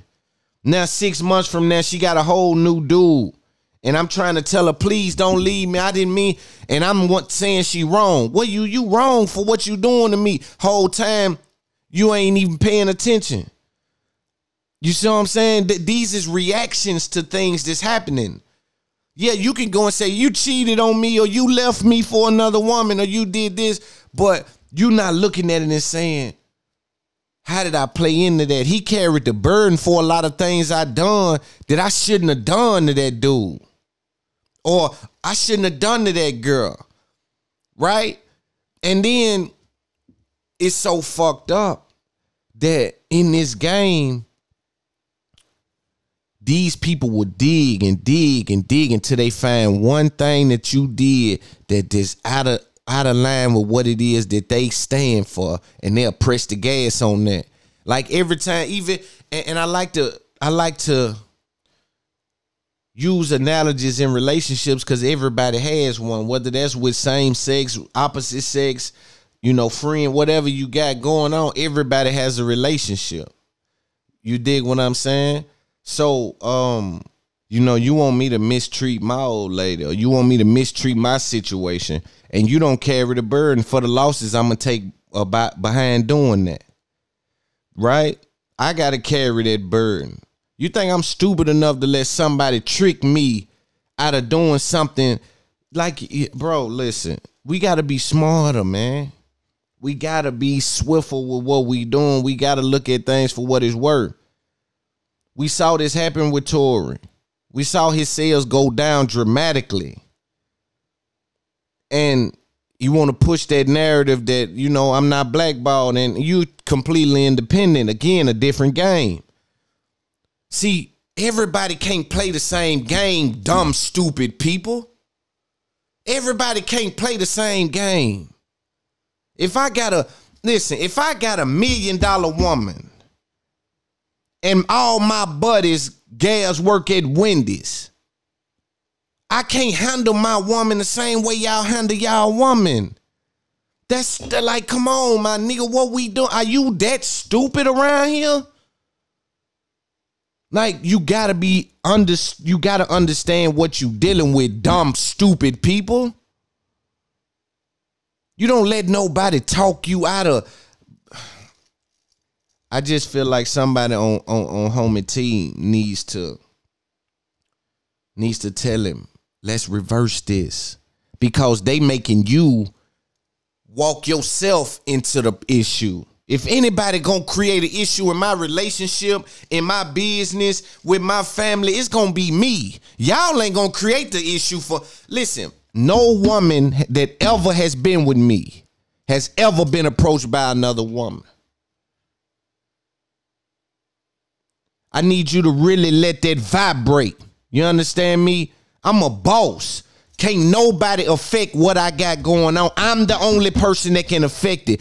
I ain't dumb enough to let other people, even if there's things going on. You gotta know there's interest in me from other women. That's just how life works. Look at what I do. You understand? This how everybody got interest from outside entities. That's how this works. But I'm a boss. I don't allow nothing. Nobody's never disrespected my mother. Nobody's never disrespected nothing. I don't allow for anything, any issue I've ever had, relationship or otherwise, was on me. It's something that I created. Not no outside person came in, hey man, and then now that ain't how it works. When I get information from outside people, I make sure to vet the information and make sure my perception is in a good place. Because the wrong information said the right way turns into truth. So it's important for me to always comb through things and make sure, take your emotions out of this. Now look at the facts of this. All right, you dealing with this. You in this situation. You done this for that. What was that about? That's why you never hear me criticize what actually happens. I criticize the circumstances that drove you there. Hey, yo, why was you doing this in that situation? Like, what is that? The act itself don't mean much to me. It's the circumstances around that. What made you do that in them? What are you doing? Oh, you dumb. I don't got no problem with dumb people. I know how to handle dumb people. I know how to handle dumb people.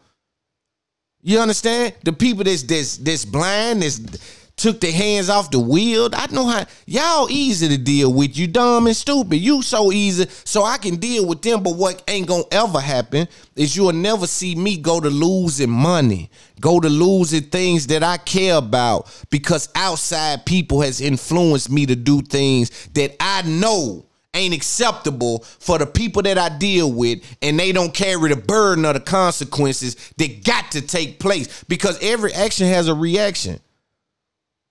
Every single action has a reaction. And if you dumb enough to think, oh, I can get around it, all right? Especially if you deal with a thinker, you can't outsmart somebody like me. Number one, I won't give you enough information. Nobody. I won't give nobody enough information. That go for my mother. That go for my love interest. That go for whoever. You will never get enough information on me, because I don't know enough about myself to tell you enough to destroy me. What you think about me ain't what I am. I'm clear on that. What you feel about me ain't what I am. I'm clear on that. Because what I feel about me ain't completely what I am, and I'm clear on that. So it's nothing people can do to affect where I'm going, because guess what? I don't even know where I'm going. What only thing that I do know, I'm going to make sure to love the people that love me. I'm going to respect the game. I'm going to provide for my family, and I'm going to stay loyal and true to my word. That's the only things that I know that I'm going to do regardless of the circumstances. You understand me? And when you engage with people, like, I want to say this too, because I'm working on getting my female followers up in an exponential way. So we doing something real special that I know the females gonna enjoy. I'm not gonna say it just yet, just simply because there's so many vultures out there. But I want to speak to the women that do reach out to me on a daily basis. You got so many people that reach out to me and say, hey, a black man speaking the way you speak is so powerful. A black man with your voice, you powerful. You way more powerful than X, Y, and Z. You know, and sometimes they do that, whether or not it's stroking my ego or whatever it's doing. The point I'm making is, I need y'all to understand that when the black woman hear me, I vibrate her spirit. Yeah, you can tell, you can feel it, you can hold on to it. You know I come from something. You know you don't got this kind of swing and kind of twang. This thing can't be paid for. You understand? So some people want to come up on my platform and talk, and we gonna make that a reality for certain individuals. But I just want to say I appreciate everybody that reaches out to me and make sure that they let me know that, hey man, what you speak truth to power. I'm gonna give y'all an example. The other day on my Instagram, I put up a clip, one of my promotion clips about the DJ Academics and my son situation. And a young man commented under there, and I can tell by his comment that he disagreed with me. But that ain't the only thing that I can tell by his comment. I can tell by his comment that he respected my mindset and my outlook just by the way he approached it. Right? And so I engage with him, because a lot of times I got to keep moving. But I engaged with him. I said, what's up, bro? I said, nah, this is what I'm saying, because I'm critical of Black Lives Matter and my son and whoever else that didn't show up in Nashville, Tennessee when Dan Dan was killed by the police. If I don't say it, who gonna say it? I represent this town. This is my town. Then now one of them come down and say, yo, shedding some kind of light about this situation. Being at the forefront of awareness for a man that was killed by the police, so they rubbed me wrong. I received that with really, really, really bad frequency. I didn't like the way that felt. So I spoke about it. And he said, man, do you think my son then was busy? I said, nah, I don't think they was busy. I think it just wasn't enough cameras. You know, I think it wasn't enough people that was there to say, you know, hey, you get notoriety for being next to this. And then he responded back. And what I'm saying is this is all across the country. These dudes not from my backyard. These dudes be from all across the country. This dude, after that, he said, man, I just want you to know, brother, that your voice is stronger than my son's voice. And you ought to, and you could, you know, you can do as much as Charlemagne them do. Like I see that in you. And I said, man. And then I said, damn, I got to hold myself a little more accountable too. You know, being somebody that communicates well and has an audience, but I just, you know, I'm coming into my audience now. This happened I think maybe a couple of years ago. You understand? So it's like, I had to take that with a grain of salt, but I understood the game, and there's still good people out there to give good criticism, you know, and put you in a situation where you can kind of learn from what it is that you're doing. That type of individual is unlike the other individual I was talking about earlier in regards to, hey, man, you need to redo your YouTube channel. Hey, man, maybe you should use this as a hey, man, you shouldn't do that no more, man. You should, like, y'all dudes got to create something. Let me see it. Because every time that happens, I go on that person's page, they got one video, it got 8 views, and it's 7 years old. And I'm thinking to myself, how you gonna tell me how to run the game? Don't you see me? You here watching me. Don't you know I know something? Don't you know I ain't just no dumb and stupid dude? Do you see what I look like on the camera? Do you know I spent money on this shit? Do I look like I'm somebody I don't know nothing? You know, so sometimes it rubs me the wrong way, but other times I take it and I love it and I appreciate it. But let me speak to the baby situation a little bit more.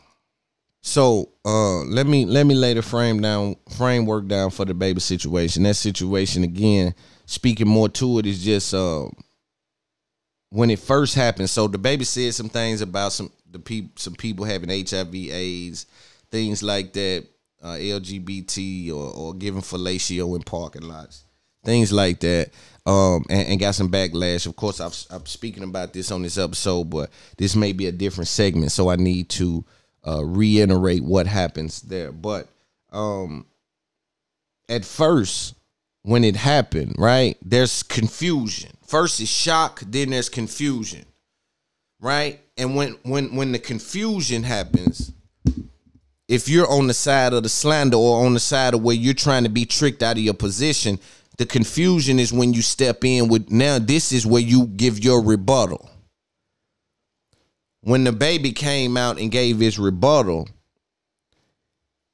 some people took that wrong from the LGBT community, right? Saying that he kind of said some things like dirty gays or something. I'm really not sure. But right there is where I don't think he really understood what happened.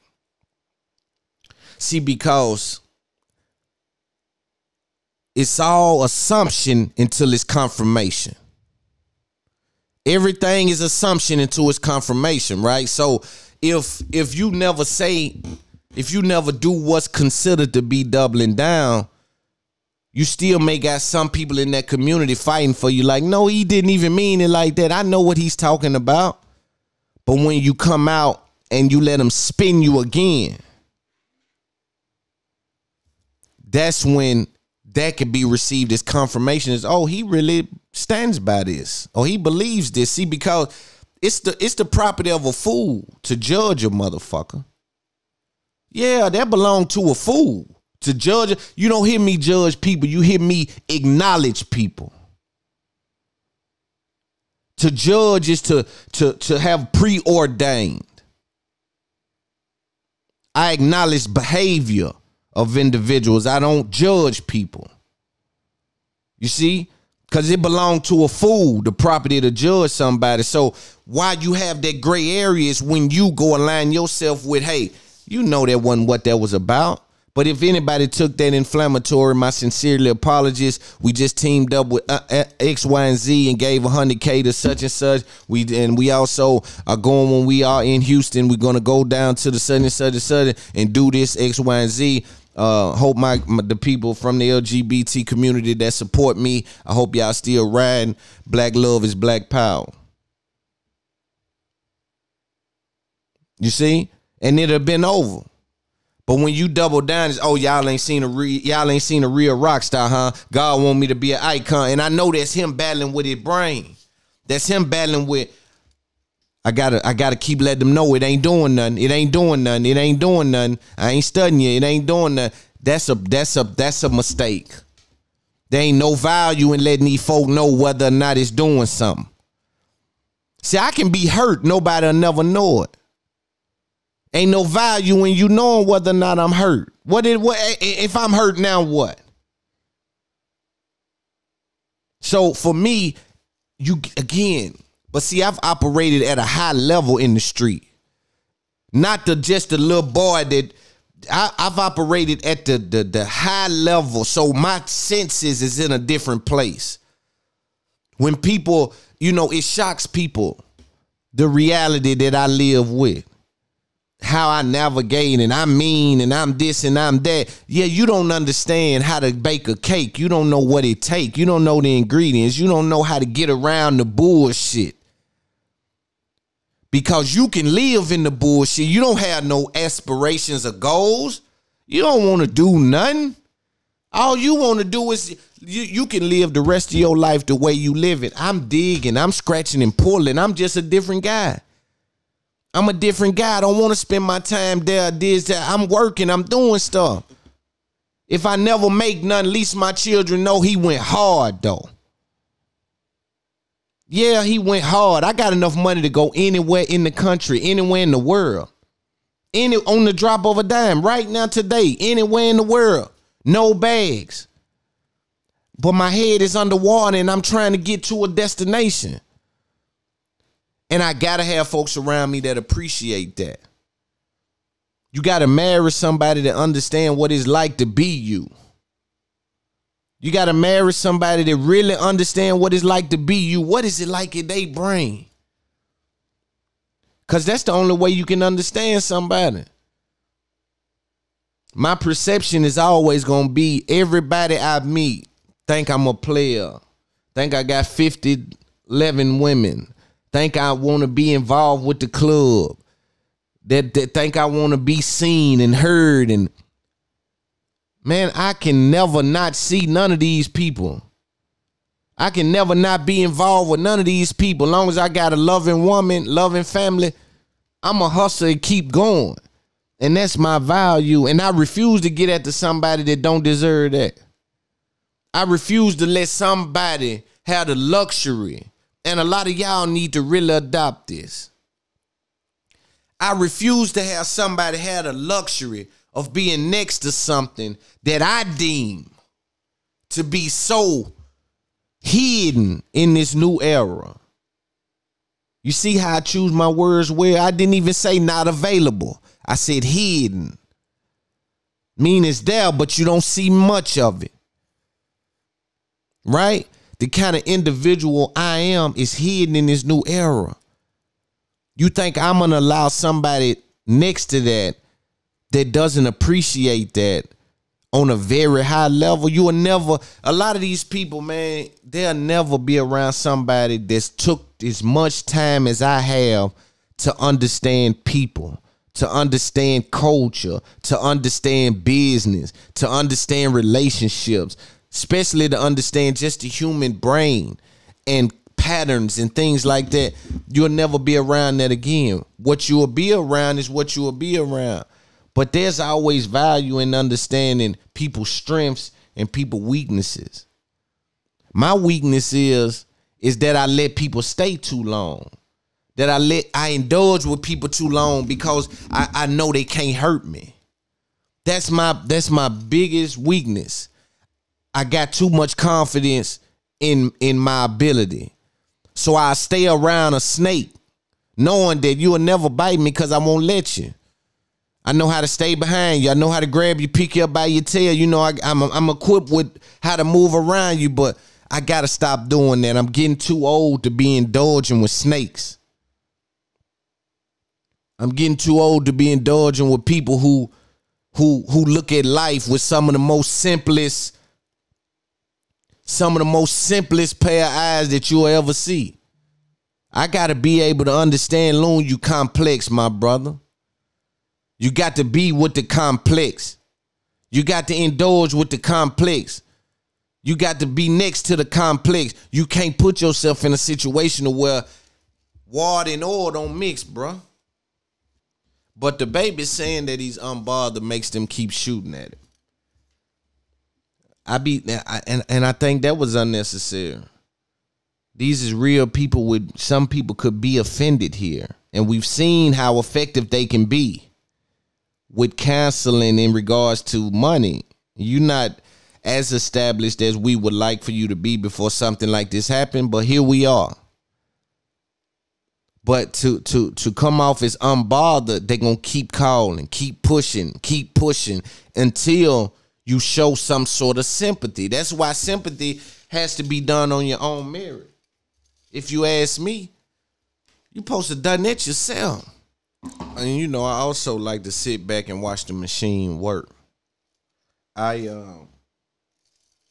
was watching when this first happened with the baby, because I've been watching this situation since the Tory Lanez and the Meg thing, and I think it was interesting how they would have to navigate around each other at these festivals, and both of them being headliners and things like that. Who is somebody gonna leverage their success? Like, hey, if he's there, I'm not gonna be there, or if she's there, I'm not gonna be there.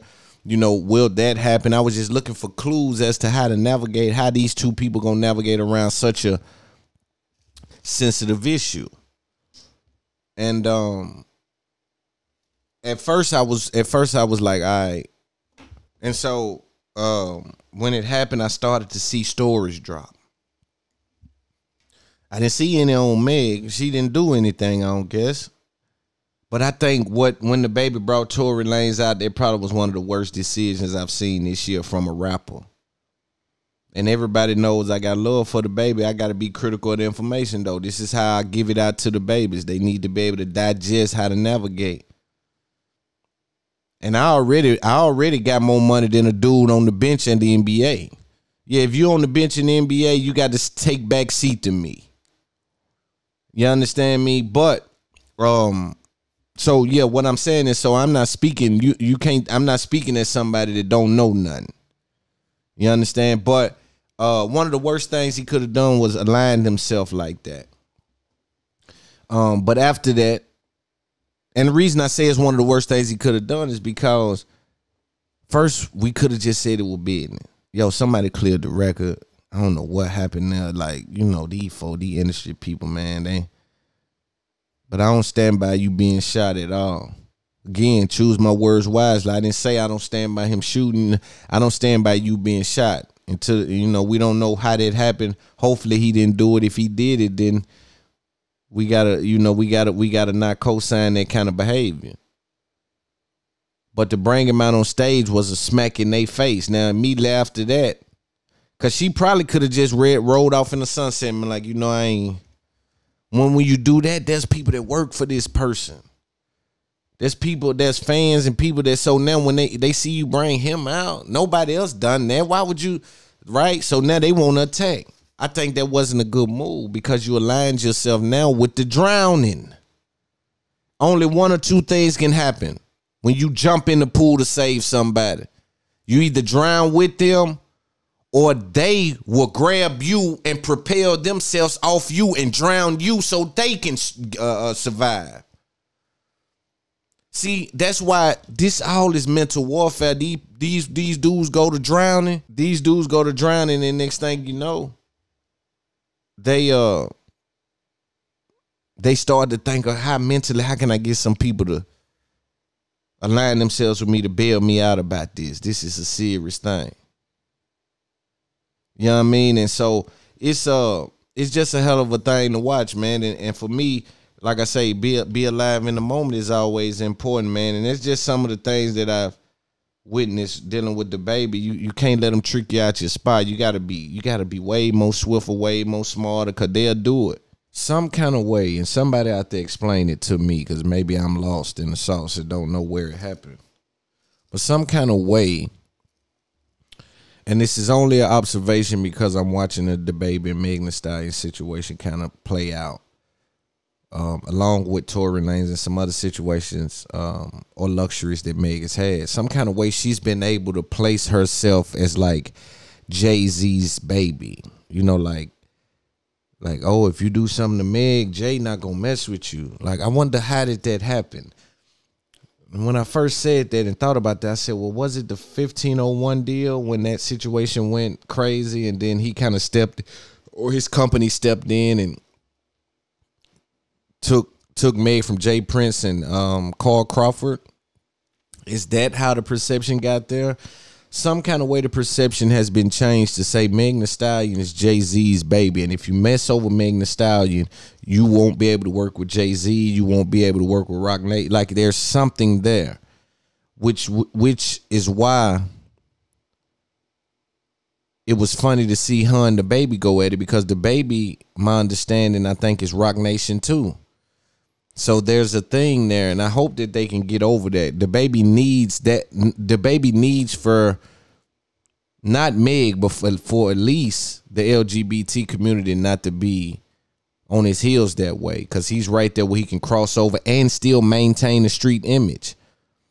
He got that kind of brand, which is cool. So again, some kind of way they got to figure out how to work that out. Okay, so now we can get to WAC 100. Again, I just had to speak about the baby stuff because it literally just happened. Okay, now we can get to the WAC 100 because, again, I was just literally, as I sat down, another festival said that the baby can't perform there, replace him with Young Thug again. I don't think that what's happening is worth the consequence. The baby has to recognize, bruh, you carry the burden. Your family carries the burden of this. Don't let these people from the outside influence you to, I ain't apologizing. Like, we know what it is. We know how to navigate around things, right? So don't get tricked out of the position, man. It take us too long to get there. Don't get tricked. But let's get to WAC 100 and his response. He called in to DJ Self after my son called in about him interviewing Tekashi 6ix9ine. We'll get into that. Let's see what they were speaking. I won in New York. I have WAC 100 on the phone. What's up, DJ Self? What's the word, man? I just got off the plane, man. What's going on? I know, WAC. Listen, before I even get into anything, I want you to unconfuse me. I want to say me first. And why I say me is because a lot of times I get ridiculed for not only a 6ix9ine thing, but all other people. I play different music, and I feel like me as the DJ, you know, it's my job just to play music, not to judge what a man does in his personal time and things like that, just to play music. So me not being in the street life culture, and I see you with a picture with 6ix9ine, I was a little confused. So before I even start, can you unconfuse me and people like me? Well, there's nothing to be confused about. I did an interview with 6ix9ine because that's what I wanted to do. They didn't reach to me. I reached to them. And music is music. And I think what happens, or what has happened, is people keep saying it's street life music. It's not about music. It's not about music that's the street life. It's just people talking about the streets, right? So I don't even understand when people say, well, this, that, or other. What does one have to do with the next? If somebody knows something, he tell a story in the song, that's it. I don't see one real street dude that's mainstream, right? Okay. Actually, I do know one, Lil Baby, right? That's mainstream. The rest of these dudes be commercialized. They know a few things, you know. A lot of them don't live in their neighborhood. Like, y'all niggas live behind gates and shit like that. So, you know, but the fans don't know that. So when I look at 6ix9ine, come on, what this got to do with interviewing him? Let's get it. Really don't fault him. I fault the street. The street shouldn't allow him. That neighborhood shouldn't allow him over there like that. So, you know, I was very curious on why it went the way it went and why he did what he did. And my whole disposition was to get him to understand that you ain't a gangster. You ain't a thug. You ain't a street nigga. You a regular civilian. You just was in uniform. You was in costume. Period. You did exactly what a civilian would do. So he did exactly what my son is trained to do. My son is a civilian. He's trained to tell the truth. He don't live by no street code. He don't even got a sidewalk in front of his house. What do you say to a person or a street guy that says, or people outside that says, all right, he ain't a street dude, but he involved himself in street activity, which made him active? No, that didn't make him active. I asked him. I addressed all that. Okay. See, this is where I disagree with Wack 100. Tekashi 6ix9ine is a rat. He's a self-proclaimed rat. Who is anybody to tell a person that they not what they say they is? That's number one. Number two, knowing is participation. You can't know something you didn't participate in. Knowing is participation. Active, unactive, civilian, street dude, knowing is participation. You can't tell what you don't know. You can't tell what I told you and that be took as the truth. And well, they did get him for conspiracy, so maybe that's the case. But nonetheless, this dude is a self-proclaimed rat. What do we get off by saying, no, bro, you ain't a rat, bro? That's what's confusing to me. And none of these dudes seem to be smart enough to talk to Wack 100. I seen them on Clubhouse go at it with some dudes. You're not getting nowhere because I don't know if they understand really the ins and outs of this thing. You understand me? But knowing is participation. He told on things that he participated in. You understand me? And you need to have a level of disappointment in anyone that participates in something under false guidelines. I mean, even if I deal with a woman that tell me, nah, well, I ain't the type to go out. I ain't the type to want to do this. Or I ain't the type that, I'm the type that's going to cook. I'm the type that's going to make sure my dude is straight. Then I get with her and be with her, and then that ain't who she is. I need to have a level of disappointment in that. It's like, yo, all I can go off is what what you portraying. Now on top of that, you made a lot of money off the blood culture. Wack 100, if nobody else should feel a way about that. But I know he's saying, oh, that's New York politics, but we talking about it's the blood culture at the end of the day. It's the blood culture at the end of the day. You understand? So you number one, self-proclaimed rat, and then like I say, you put yourself in a situation to portray everything. That's why I don't understand Wack saying this, because, yo, you could have gave one of the other blood homies, a real blood homie, that opportunity to eat off the gang, and the gang eat with him, and he does fall under that obligation. But my thing is, if you place yourself in a situation, I gotta trust what you saying. Evidently, he was saying, now let me get down too, bro. I want to show y'all I'm with this. And then you telling, because knowing is participation. And there's no way to get around that. And I'm trying to set up an interview with Wack 100 right now. Somebody tell him politicking or whatever he call it. Somebody tell him hit me up. We got to sit down and chop it up about some things. It's important that we have a conversation. It's important to have a conversation with some people that can have conversations with each other. They understand the game. So we'll work on that behind the scenes, but knowing this participation, man, you can't tell what you don't know. That's why, people can't know things about me, because you can't affect what you don't know. I'm clear on that. Know what I'm saying? He was saying, how was he telling about things 5 years ago? See, you talking to people that don't know how the court system work. I got a homie now fighting a life sentence in the feds. I got a cousin in the feds right now. They trying to say he was tied in with Chapo. It's a lot. So I understand these things, basically. What happens is they get these people's story testimony about certain things, which then lends them credibility. And then now the other things that they speak about that is hearsay has a certain level of credibility because we did know he participated in X, Y, and Z and gave that up. So when he speaks about this, we'll lend it a certain level of credibility. Now the other lawyer has to push back on things that he can't testify where he wasn't there. Now, maybe they got phone conversations to corroborate, but again, you got to talk to somebody that know the system when you just come in and say, how do he tell things from 5 years ago? And they can't explain that. They don't know that. They don't got no real comrades or real homeboys or real family members that got life in federal prison or 20 years or just come home from doing 25. Them the kind of people that understand that talk. And I can dance in that arena. So me and Wack 100 got to have a conversation. I'm trying to set that up behind the scene, fly him out to Cashville, you know, or I fly to LA either way and get that done. And so we'll take care of that. We're gonna speak about one other thing and then we'll get out of here. Oh man, that's what I missed about the baby. I didn't talk about as soon as how it happened. That remember earlier when I forgot what I was gonna say. It just came back to me.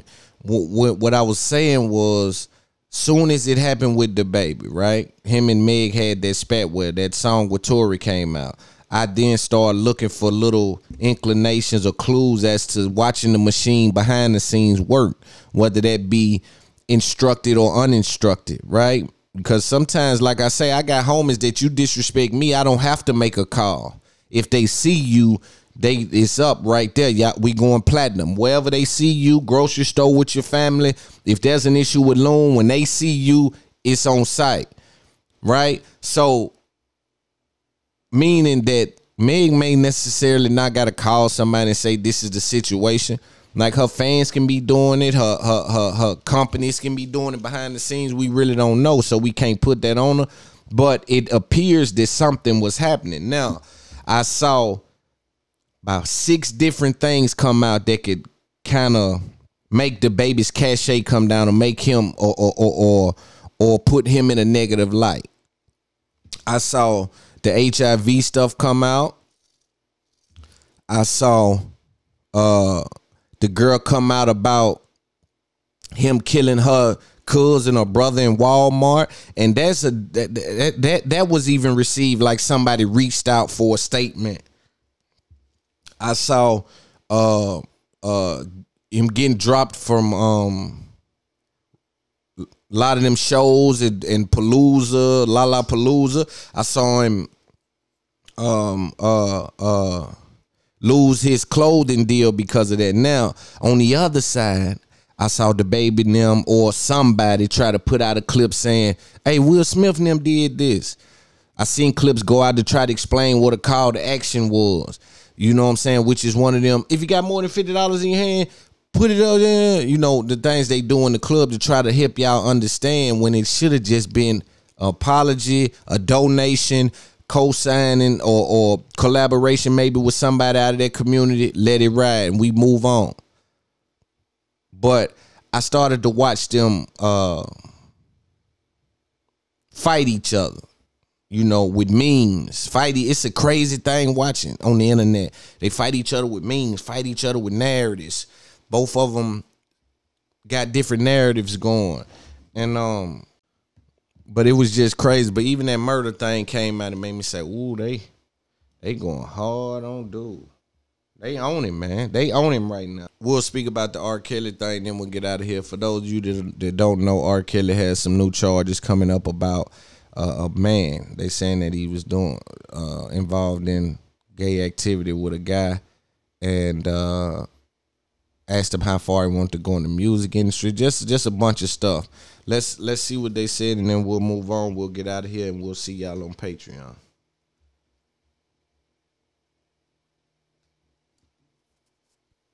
We begin with the bombshells dropped today in New York's case against R. Kelly. For the first time, we're hearing of a John Doe, a young boy R. Kelly is accused of abusing, and a Cook County official bribed. Our Jermont Terry read the court documents front to back live in our Streetside studio tonight. Jermont.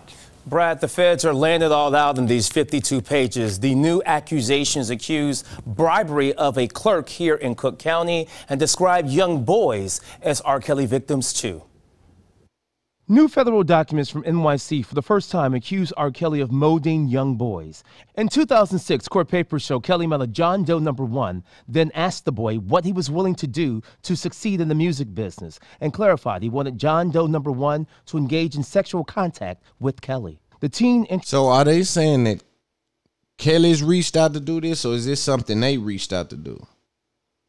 That's kind of weird. I need to figure that out. Is it saying that he's funneling these requests through people? Because that gets slippery if that's the case. Kelly to a male friend. The complaint goes on to say, years later, Kelly started a sexual relationship with John Doe number 2. At times, even paid John Doe number 2 after sexual encounters with him. The complaint says the boys met Kelly when they were both 17. Prosecutors say they have a witness who will testify Kelly made her download child pornography involving boys. The complaint says they found screen recordings of young males engaging in sex acts. One video is approximately 10 minutes long. Prosecutors say Kelly's cell phone had a video on the device, also indicates the file was created on the device in May 26, 2019. It was just a quick little ceremony. That was months after the surviving R. Kelly documentary was released. In the series, countless women spoke about what they discussed. So they said he was still doing stuff after the documentary was released. See, and that would speak to a problem. You can't tell me you can control it and the house get hot and you still doing it. That means something ain't you off, man. Something is okay. Let me be a little more sensitive. That means that there's some opportunity for therapy. Was physical and sexual abuse by Kelly. The federal. But I don't believe in therapy for sexual abuse. Let me clarify that. I don't believe in therapy for rape and things like that. Ain't no therapy for that. I believe in therapy for cussing loud. You know, I believe in therapy for, you know, getting angry. You understand me? For you know, things like that. I don't believe in therapy for harming someone and taking their innocence from them. You know, and we need more black men to speak like I speak, candidly and with certainty that you will never, ever, ever hear them, see them, have them engage with any kind of sexual encounter of any kind with an underage female, male, underage, anything. We need people to speak that. Because it seems like a lot of people ain't, I don't know. Yo, we don't co-sign that with no parts of our mind, body, and spirit. Papers say in 2019, Kelly's crisis manager told Kelly that he had 2 people who know a lot and told Kelly to figure out what you can do for them, suggesting the people were open to bribes. Those bribes included someone who works at the Cook County Courthouse. Prosecutors say the crisis manager told Kelly he paid a clerk in Cook County $2,500 in order to obtain information about Kelly's legal trouble. The feds say there's a recording of the entire conversation. Now, R. Kelly remains in federal custody in New York City. The R&B singer maintains his innocence, yet he is still facing 2 separate trials, one here in Chicago and the federal case in NYC. Kelly's attorney has until the end of this month to respond to these new accusations. Otherwise, his federal trial in New York gets underway in August. Reporting live in the Streetside studio tonight, Jermont Terry, CBS 2 News. Brad? It's a hell of a thing. And then they said that he didn't want to allow them to speak to the jury about the gay allegations because they may be homophobic, which means they may look at him different or he won't get a fair trial because he engaged with those younger boys. I don't know. I can't speak to none of that. This is a weird place for me to land at because I got a real issue with the lack of awareness that revolves around sexual predators. You know, I find it to be amazing how they are able to still get out, get some of the best jobs. The drug dealers have more problems than the people that sexual assault people. Like if you got a big boy drug case or 4 or 5 drug charges, they treat you like, man. And then some of these sex offenders, you finally getting the dough at a job, and there's 2-3 people on the sex offender list that work there. And you think to yourself, yo, man, how is selling drugs even in the same stratosphere as robbing somebody of their innocence, taking something so personal from someone, especially someone underage? I can't wrap my mind around it. But we'll catch y'all next week. You know, if you listen to this part right here, if you listen up to this part, I appreciate you. Again, go to It's Up There Podcast on Teespring. Got plenty of new merch out. Get you some merch. Patreon, subscribe for the vibrations over there.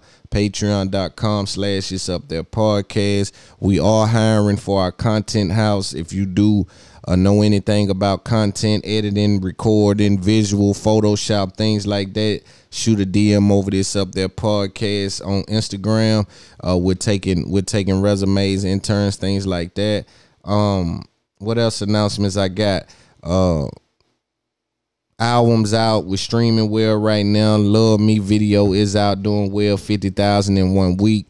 We're about to drop Wake Up remix video featuring C Mafia and Hard Liquor, and as well as we're gonna drop Added Up video. So we going, man. We hustling, y'all, man. Whoever rock with me, I appreciate you. You now dealing with the biggest one. It's Up There Podcast for life and death. FOGFO. So you know what's up. I see y'all next week. The biggest boom.